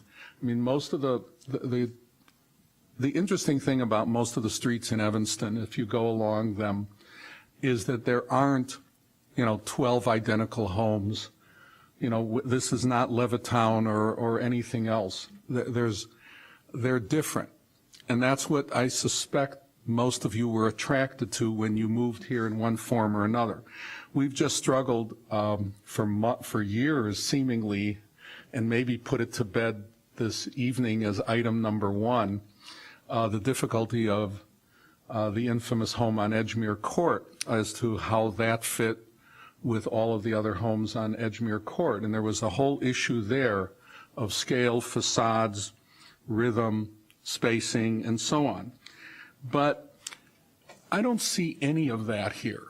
And what I mean by that is these are a whole series of criteria. There's a lot of ways to take that information, both proportion, facade. I think Diane mentioned the street line, which was a big issue, ironically, on Edgemere Court about where was the line of the buildings and where they weren't. And I'm not seeing that almost any of these items are there. I mean, to tell me that this is wood siding, what I see here is vertical wood siding, and I suspect there isn't a single wood house of the 9 that are identified that's got vertical wood siding. So to say it's wood, to say, well, the original roofs, for all we know, were some sort of roofing, maybe they were once, you know, wood shingles or wood shakes, we don't know. But you know, I don't think that's a reason to suddenly say I can use aluminum because I don't need to worry about that. And I think people have already talked about the roof shapes. I don't see any rhythm here at all when it comes to the rhythm of the porches, the rhythm of the recesses. Scale to me was a big deal. And I have a real problem by saying I've kept it small and have less mass in deference to Oscar Mayer. I just don't see that as an argument at all. What about deference to all of the other, you know, I don't know how many other houses there are on the block. I'm just not seeing this at all. And I'll just stop there, and hopefully there's 6 other people. Well, let's make sure everybody has a chance to talk to, I don't know, Jamie, you wish to say anything? You don't have to. I'm just giving everybody an opportunity. I'll sit for now, I agree. With what? Okay, Robert? Definitely agree with Elliot. Okay. Don't have anything to add. Go down to Tim? I don't have anything further. Okay. Jesus. Okay, Elliot, I'm going to be devil's advocate. So Go ahead. So I think it is impossible to build a house that matches the neighboring houses, right? So what are they supposed to do? And then the first one that they came up with was worse than this, and it was bigger. So at least this is like bad and small, right? Not Are we talking big and about bad. the first one for this Yeah. lot? I mean, I think someone could buy it and then plant a bunch of landscaping in front of it so you never see it. So part of me likes the big setback, even though I know it doesn't match the rhythm of the street, but at least, like, my thinking is someone can obscure the front of it so you don't even see it. But that first one was really more of a concept. I know, but it was so, like Oscar Mayer's how tall? 40 feet? What if we had another person who wanted to build another 40-foot house next to this? I mean, at least it's 26 feet, and then 1030 doesn't have, like, some giant thing next to it. But I do think it's very severe and kind of unfriendly, especially the facade. You know, like, it just, I mean, the way it's pictured in the packet, it's like it doesn't seem like it's really going to be that small. It seems like impossibly small, like miniaturized, right? But I do think in a way that the big setback can be forgiving because it isn't very friendly to the street. But I understand why you'd want a house that has more of, like, doesn't everybody have like a front porch on this street? You know, like, it kind of needs that, and it kind of lacks a kind of street friendliness, we could say, right? And the aluminum roof is obviously very severe. So, but at the same time, I could see somebody just planting a bunch of bushes in front so you never see this house. Okay. Susie? There is an old line, I think, wasn't it, that, doctors bury their mistakes and architects plant ivy, so you're just going to build bushes and trees in front as the solution? Yews, 10-foot yews. Okay, Okay. I have a couple standards that I just wanted to talk about. So standard number 3 is the proportion of openings, and this was something we've had on other innovative design projects that we have gone through several modifications to get them to be proportional to the punched openings that are of the adjacent properties. So I think that is something that should be considered that maybe is not, in my opinion, met at this time. I also think standard 6, the rhythm of the entrance porches, the storefront recesses, I think as several of my fellow commissioners have stated that might be an issue. Standard 9, the walls of continuity, is related to the setback, which I do think also needs to have more consideration. I actually went to this area this afternoon and sat there strangely in my car for a little while right outside of the property, just that was me, just to kind of absorb the homes around and get an idea. It is a very tight site, so I can understand the intent. I do think this is a very thoughtful design. I think there is a lot of care taken into the sustainability design and the cradle-to-cradle and recyclability of this, which I have great admiration for John. So I think all of that follows with the innovative design, standard 14, and really fulfills that standard. The only question I have on that one then is that it says it should be compatible with the size, scale, color, material, and character of the property and neighborhood. And I'm not quite sure we're there just yet. I think we are losing it a little bit. We have the innovative part of it, but we need to maybe kind of bring it a little bit more to the character of the neighborhood. But I am not opposed to innovative design. I think we've done that successfully in the past with this commission in historic districts. I just think there maybe needs to be more attention to that character fabric. And I want to add number 16, because I think everybody here should realize that. Because it talks about that when we have new construction, we're not supposed to impose a single architectural style or period. And I think that gets to that goes back to that point so that it's not an issue of the innovative design. I think it's, and it can be some other style or period, but I think there's still a question of how it relates, you know, which I think is what you were saying to the other buildings. Right. I do think an aluminum roof can be done successfully in a historic. I think it has been done successfully in Evanston and historic districts. So I don't have issues with those materials. I think they're very sensitive materials to the sustainability aspect. So. Well, I went by on foot on Sunday and walked up and down the block, so I didn't look like I was stalking.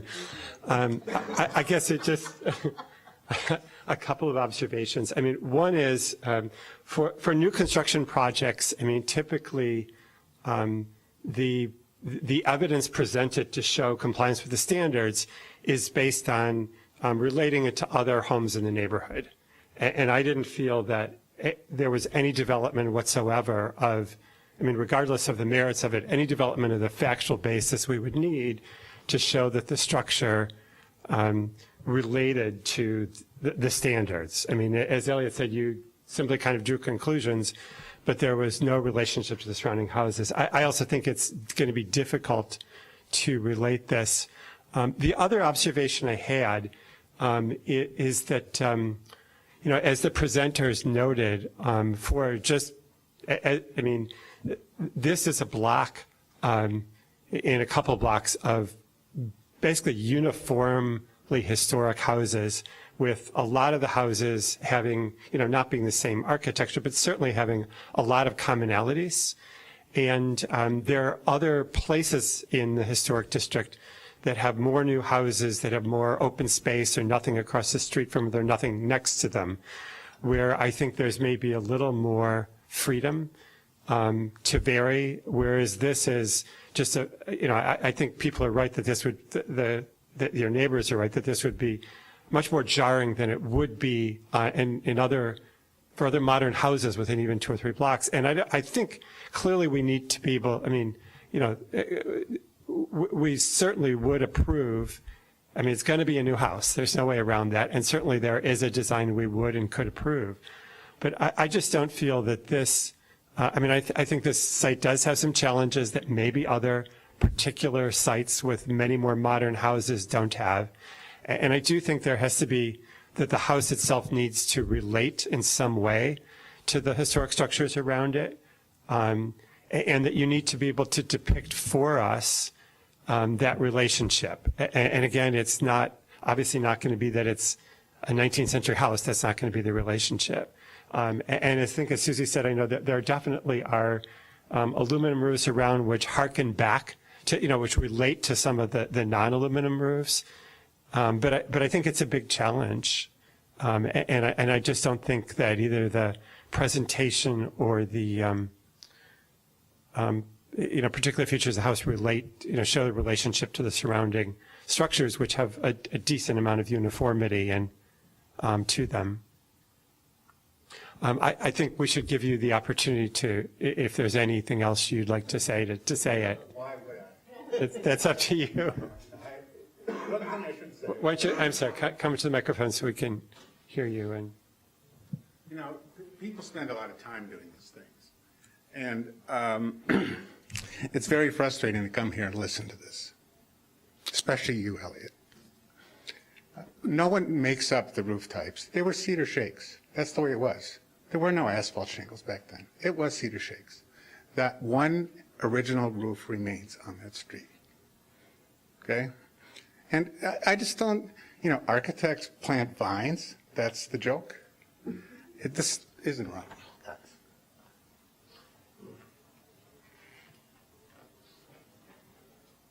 No, if you say you're not supposed to, like, dictate design. I'm sorry, why don't you come back and talk? You say that you're not going to dictate design. Everything that was said relates to a 19th century house. You know, symmetrical facades, punched openings. That's what they are. So you don't want a new, I mean, look at all the other houses in this part of Evanston that were built in the 60s, the 70s. They're all very modern, and you're ignoring them. Other presenters present the houses to which it relates, including modern houses, to start with, separate and apart from the merits of the house, you didn't make the presentation that other modern new houses do, some of which in the last year have been approved on the initial hearing with no variations. All right, well then, So, could you- but I mean, part of my problem is you didn't even make that presentation. You didn't show, here's a modern house a block away, or you didn't show that here are the other houses in the block. Here's how my modern design bears some relationship to that. You didn't even make that presentation. Oh, I see. Whereas other people do spend a lot of time, sometimes very successfully, making that presentation. And I think, I can't think of a new construction house that ultimately people didn't find a way to get approved. Yeah. So the one that you reluctantly approved at the beginning of this meeting, which is more contemporary and has less to do with the neighborhood, that's one I should look at as being one that passes? Okay. First of all, that was a particularly difficult project. Other modern homes with at least as modern design as yours were approved in the last year on the initial presentation. But the presentations showed relationship to other houses. Edgemere Court, one of the reasons it was, they did spend a lot of time showing relationships to other modern houses with similar design in the neighborhood. In that case, in relatively close proximity, but they documented it, they showed it, and they worked hard to both create and show those relationships. Yeah, I shudder to think how much time was spent. I really do. Was it 7 months for approval? That house was definitely difficult. Others have not been. It depends. Well, I would we would ask like Carlos it. then We would like to it to be send- on the merits of the product and the presentation is what we would like it to be. Okay. And of course, yes, it's hard, particularly with a large commission. You're not going to get every single person never expressing an opinion, and that's the way it is. But we certainly try to sort that out and try ultimately to approve houses where the design meets the standards and the presenter shows that the design meets the standards. And we try as hard as we can to stick to those standards. Well, so I guess, what is your recommendation as to the setback? I mean, as you said, I don't think it's up to us to dictate a particular setback.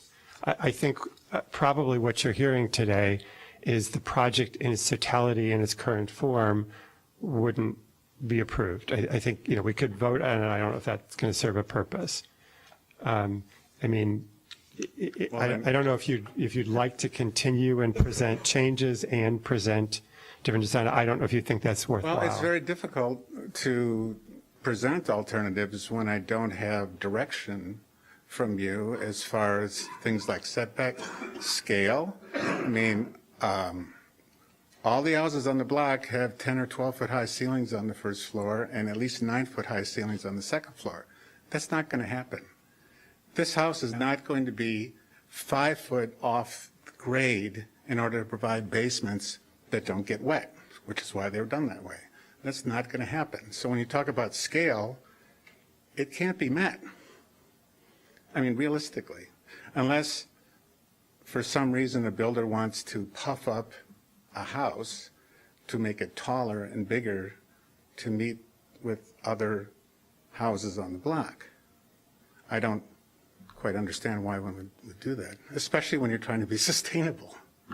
It doesn't make sense to me. If I can just make one comment, I mean, I understand that your goal is to be sustainable, and I absolutely respect that. I think that's a very admirable goal. And I think you're doing a very good job with the thoughtful design you have. But then I think the contradiction is you're trying to do it in a preservation district, which you're very familiar with preservation. So I think that those are two goals that are obviously fighting each other, and that's where your design conflicts come to play, right? You're trying to make this a very efficient house, but you're forced to meet these inefficient 1920s standards.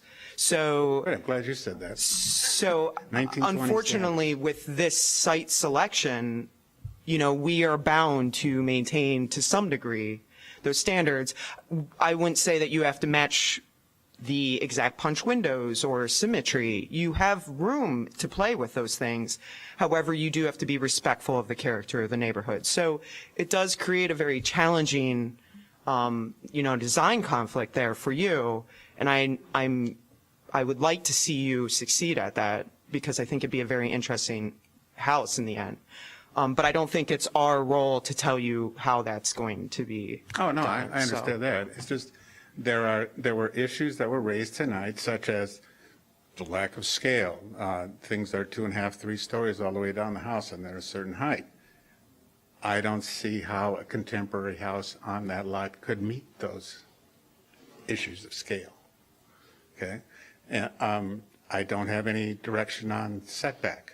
I would prefer to keep it the way it is. I think it's a good thing, out of respect for what was once an empty lot and always has been an empty lot, to design a house to be as far back as possible, to respect that. But yet,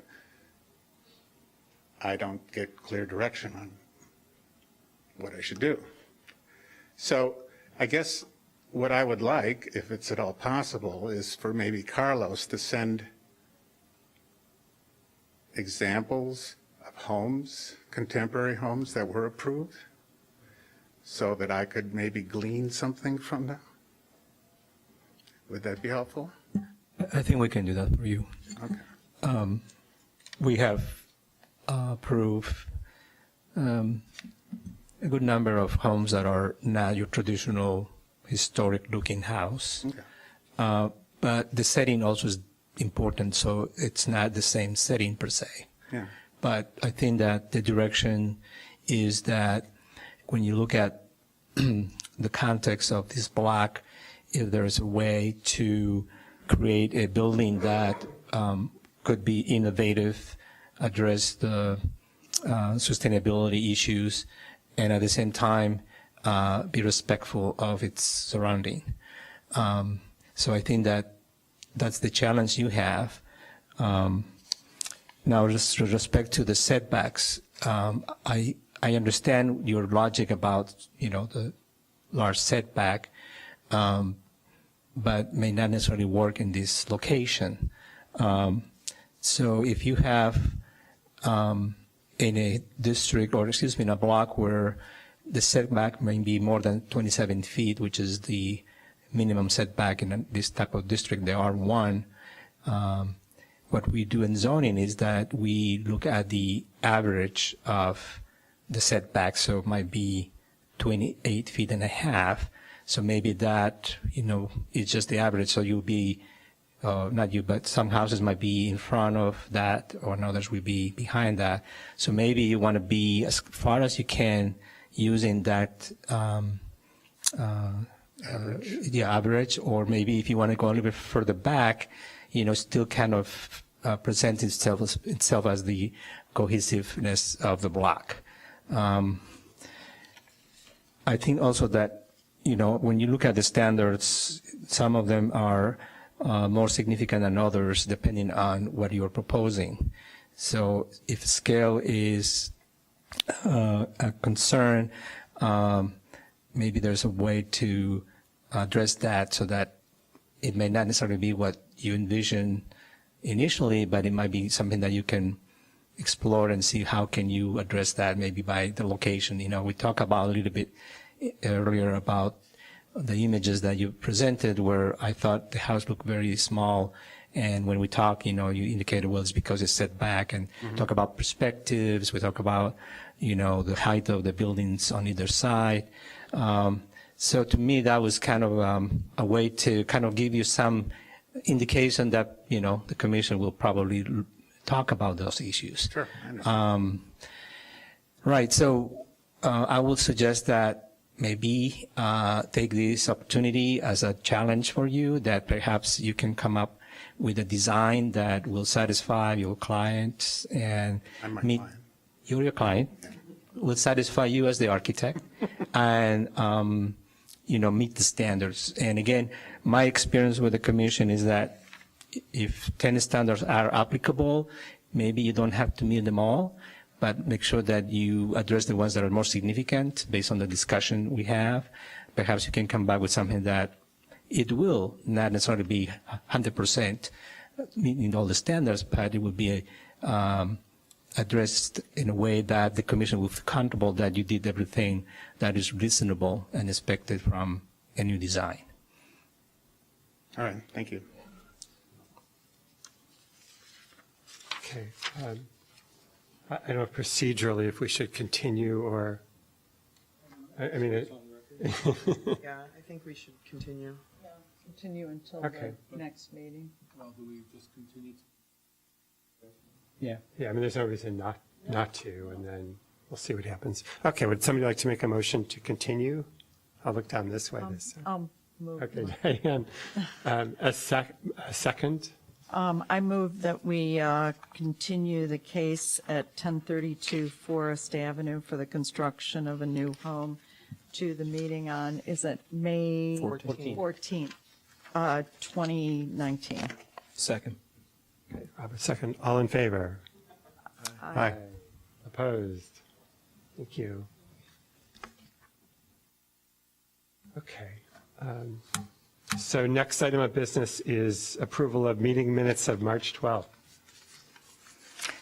So I sent two versions of the minutes. The first draft, which I received comments from, from Elliot, and I sent those back to the commissioners for your further review. I did not identify major revisions, so it seemed that, and I didn't get any more comments, so it seemed like the minutes seem to be in order with those revisions. I move that we approve the minutes. I move that we approve the minutes of March 12th as amended. Thank you. A second, please. Robert wants a second. Second. Robert, you're supposed to second all the time. All in favor? Aye. Aye. And I abstain. I abstain as well. And abstain too, I guess. So how many abstaining? Two. Two. Three. Three. Tim and Mark and. I wasn't at the meeting I either. wasn't there either, Carlos. Okay. Oh, the date. Is there any other? Is right. Is that it? All right. So, Discussion? staff report? Okay. Just a reminder about the camp training on the 26th, and so if you haven't let Carlos know, please let him know that you'll be in attendance. Right, I have received from some of you, your confirmation that you will attend. I will definitely encourage all of you to attend. It should be a good session, particularly we have some, cases like this that, we can get some insights how to handle it. Yes. As well, the issues with projects that have been litigated in the past and currently. We believe that we will have some neighbors or neighboring communities that will attend. I think Highland Park is one of them. They're interested in attending the session as well. So please, if you have not sent your confirmation, please do as soon as possible, because we need to have a count of 30 people maximum. And then if we go beyond 30 people, we have a contract that any additional person attending the meeting will pay a fee of $25. And then we are also providing lunch, which will be part of the additional fee to cover that. It's a grant where the total amount for the grant is $10,000. The cost of bringing the consultant is $7,000. We need to offer $3,000 or in kind or direct cost for the grant. So I hope you can attend. Is it here? Yes, it would be at the Civic Center, the fourth floor of the Parcel Room.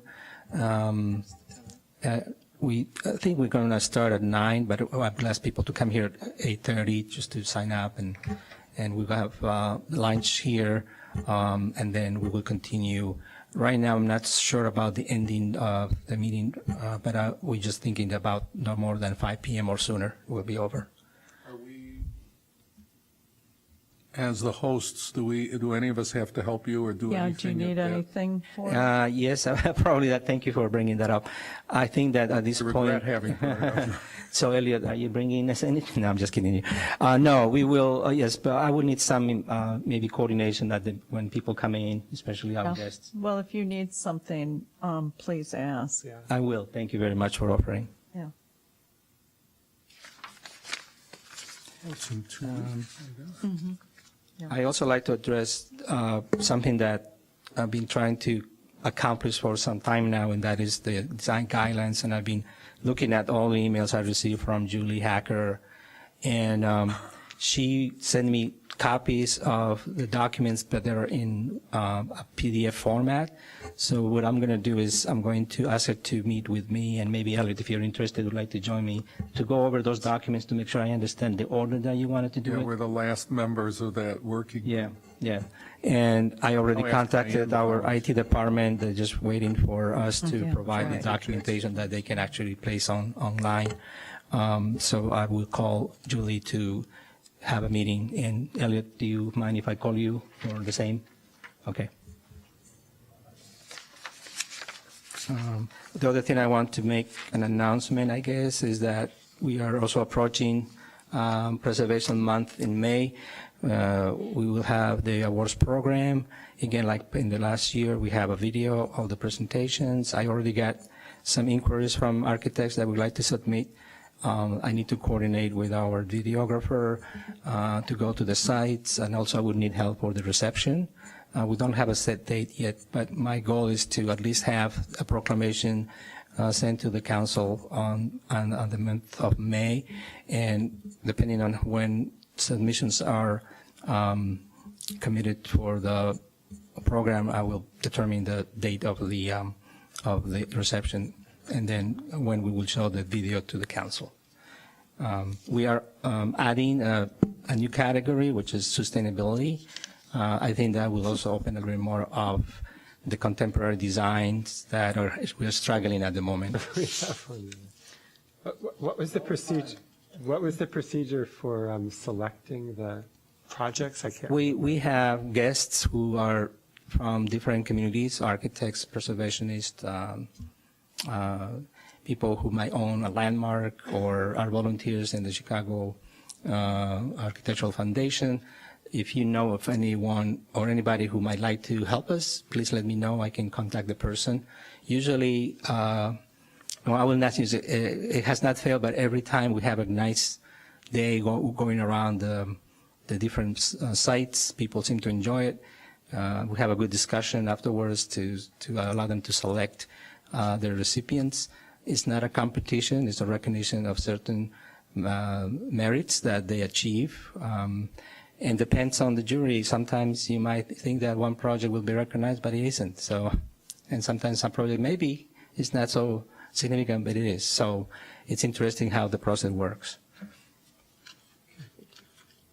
All right, any other discussion? I do have another item, if you don't mind. So maybe Hugh can expand on this, but I'm going to try to do my best about the written findings that we adopted, or the commission adopted recently for 917.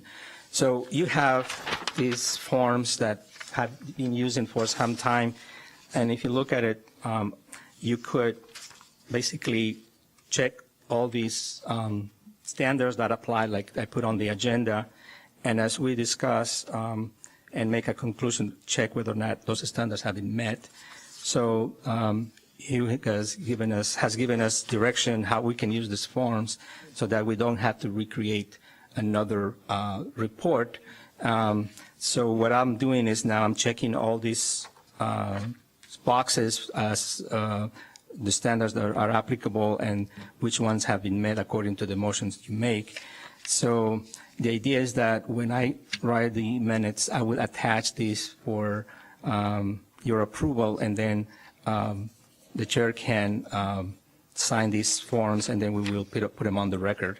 The only question I have, Hugh, do you want these forms to be signed today, like for the projects we review, or could they be signed at the next meeting when they adopt they approve the minutes? I think the next meeting will be fun, but as contemporaneous as possible will be preferable. Okay. So I think that as we get more practice how to do this, we can probably even include in the motion when you approve or deny a project to include the findings of fact so that at the end of the meeting, the chair can sign these documents. And then we will be, be part of the record. I have a question to that.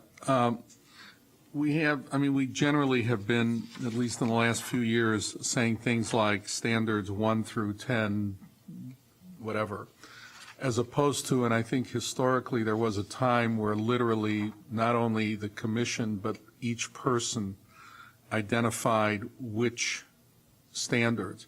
Because one of the things that came up with John Eifler that Carlos pointed out is you're not expected to necessarily meet every criteria even within these standards.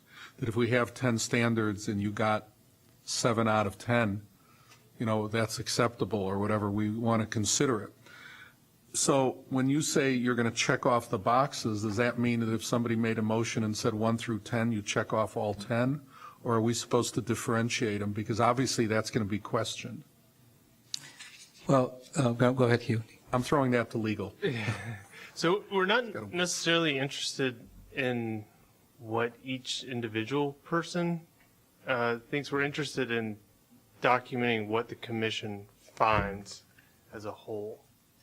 So if there is a particular item that the commission as a whole finds doesn't meet, then that should be marked on the form. But it's not on an individual basis. Does that answer your question, or do you have? Well, because we're not voicing them individually, and I'm not quite sure how, if we're saying, okay, it didn't meet whatever criteria, is Carlos supposed to infer that from the conversation, or should someone say, I'm voting for it, however, I don't believe it meets criterias 7, 9, and 12? We've never been doing that. That's why I'm asking. Unfortunately, it would be the latter. This is a quirk specific to this commission. I sit on the Plan Commission, and this requirement does not exist. So if the commission as a whole doesn't find that something meets that individual standard, then that should be noted in the written findings of fact, which are required. Isn't that going to kind of muddy some things? I mean, my concern at this point is we have applicants coming in and telling us how the standards of review should be applied to their project, which I personally have an issue with. But since I'm rolling off after next month, I can say this. And, I think somebody coming in and giving a listing of, what meets the height requirements when it is the commission's role to apply these standards, not the applicants. And I guess my concern is if there are difference that every project, that if there's going to be an approval, that those standards that are approved or the basis for the approval should be the same. They shouldn't necessarily be different for every commissioner. Well, the way I interpret this is that, when we vote and we vote to issue a certificate of appropriateness, we're collectively agreeing that Yeah, exactly. 1 through 10 and 7 and 8 have been met. Yeah. I mean, we say that. Yeah, and So if what we think that certain ones don't apply, we should work that out in Right, and that should be the motion. The Yes. motion should be, Yes. we issue a certificate of appropriateness for this Yes. project. The standards 1 through 7 have been met, 2 and 6 do not.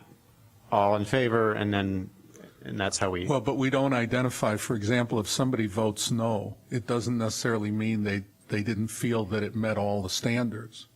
It could be that in their mind. But it's not the individual, it's what the commission. It's what the commission, Yeah. and then, No, but I'm and just then saying, tying that together with the does the findings negative vote of have fact. to express why they're voting no? Just to put it on the record. I'm just, I'm not advocating it. It's just. I don't think that's I'm necessary. trying to figure out how, so we're voting to approve a motion which does at least say which standards it's under. But I'm trying to figure out what we're approving. I mean, like Carlos has checked the standards for each project on the form, so, and clearly that's part of the motion. But the other findings of fact, I mean, I don't see anything in the ordinance about it, and clearly in our discussions, we're not that precise. I mean, yeah, people have different opinions, and we approve a motion. Well, I'm just trying to figure out what our duty is in the ordinance. In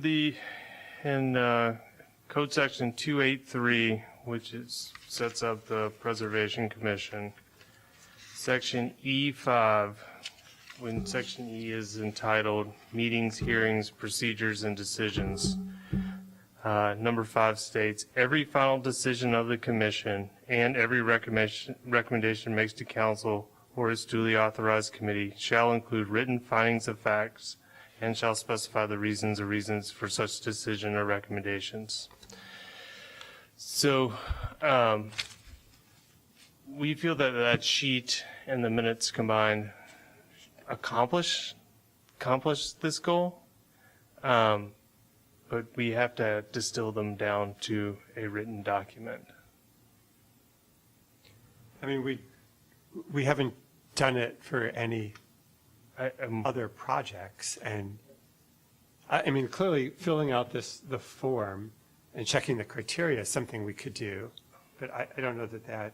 Well, isn't that what legal's saying, is that in, like, what we did with Edgemere was this lengthy report that was written and developed, but moving forward, it would be sufficient, if I understand correctly, that we fill out our forms, we check the boxes, you get to sign it, congrats, and that then coupled with the meeting minutes and video become the findings of fact.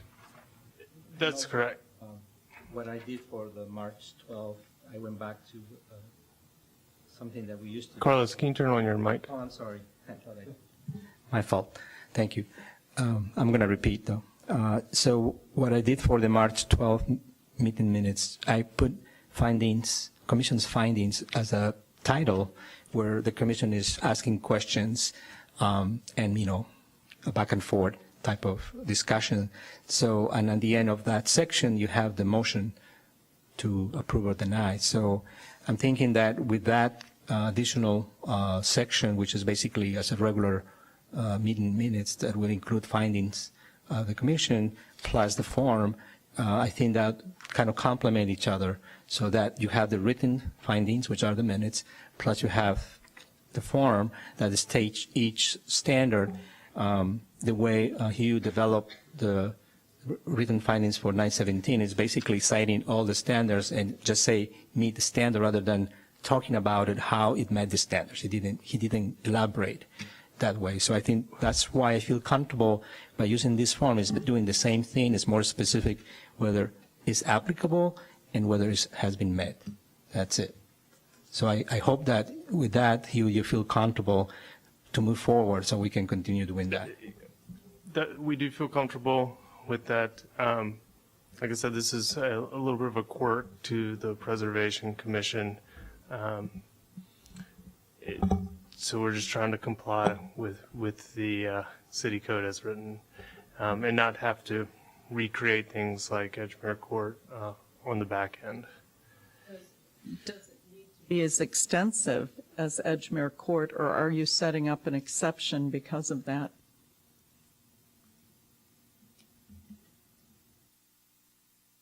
The answer to that is no. We've reviewed the checklist that Carlos is using. We think that will suffice going forward. Edgemere Court was heard in October and it's being signed in April. It needed some additional attention. I do have one other question. If we turn down a project, does that require findings of fact under this too or not? If it's a final decision, then yes. So if we vote, I guess the only final decision will be if we vote and we vote against a project, then we have to do. We need to substantiate that decision. Right. So then we would do a form, but. Well, the form here at the bottom, and all of the forms say, project approved, yes or no. the date of the action, and then the number, the votes, yes, how many, or how many ayes, how many nays, and then how many abstaining, and then there's the space for the signature of the chair to certify it. And then there's also a section above it where we have some findings, comments, recommendations that we can just add But on having the said minutes. that. So it would be like Court bullet points there. approved. But we approved Edgemere Court, which meant that under this system, we wouldn't have been doing what you just said. Well, that's Right? why, I mean, that's Mark, we why. were just talking that's- about doing it when we turn one down. Right. But when you You're turn doing that it down. for both. Yeah. So we're going to have to do it for every single one. Right. Except for continuances. Well, Yeah, because it says whether the project has been approved or not. The answer is yes or no. So we do check no if it's denied. All right, and there's a place for project meets standards, so Yes. everything that has a yes. That means that is applicable. that applies, Then needs a yes or no for Right. project meets standards. Correct. So the way I'm thinking is that when a motion is made, let's say for standards of alteration, standards 1 to 10 apply, and is voted favorably, I will check here that all these standards 1 to 10 apply, and because has been approved, that all the standards have been met, which I will check, project standard meets the standard. That's all we'll do. Everything should already have been done and in the minutes. This is just a separate form that's memorializing it to comply with the city code.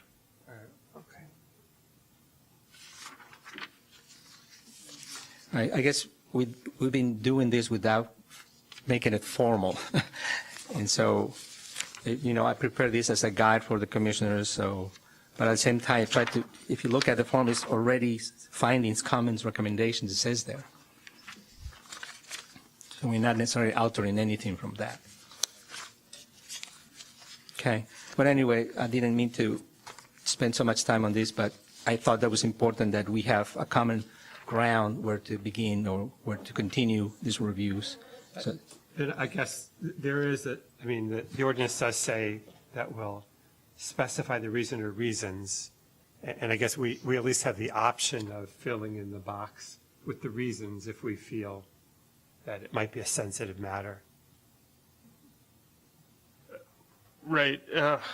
For right now, we were going to try to make this as easy as possible in the beginning and have the minutes complement the sheet. As you'll know, from the Edgemere Court one, is all the commentary is basically cut and paste from your minutes.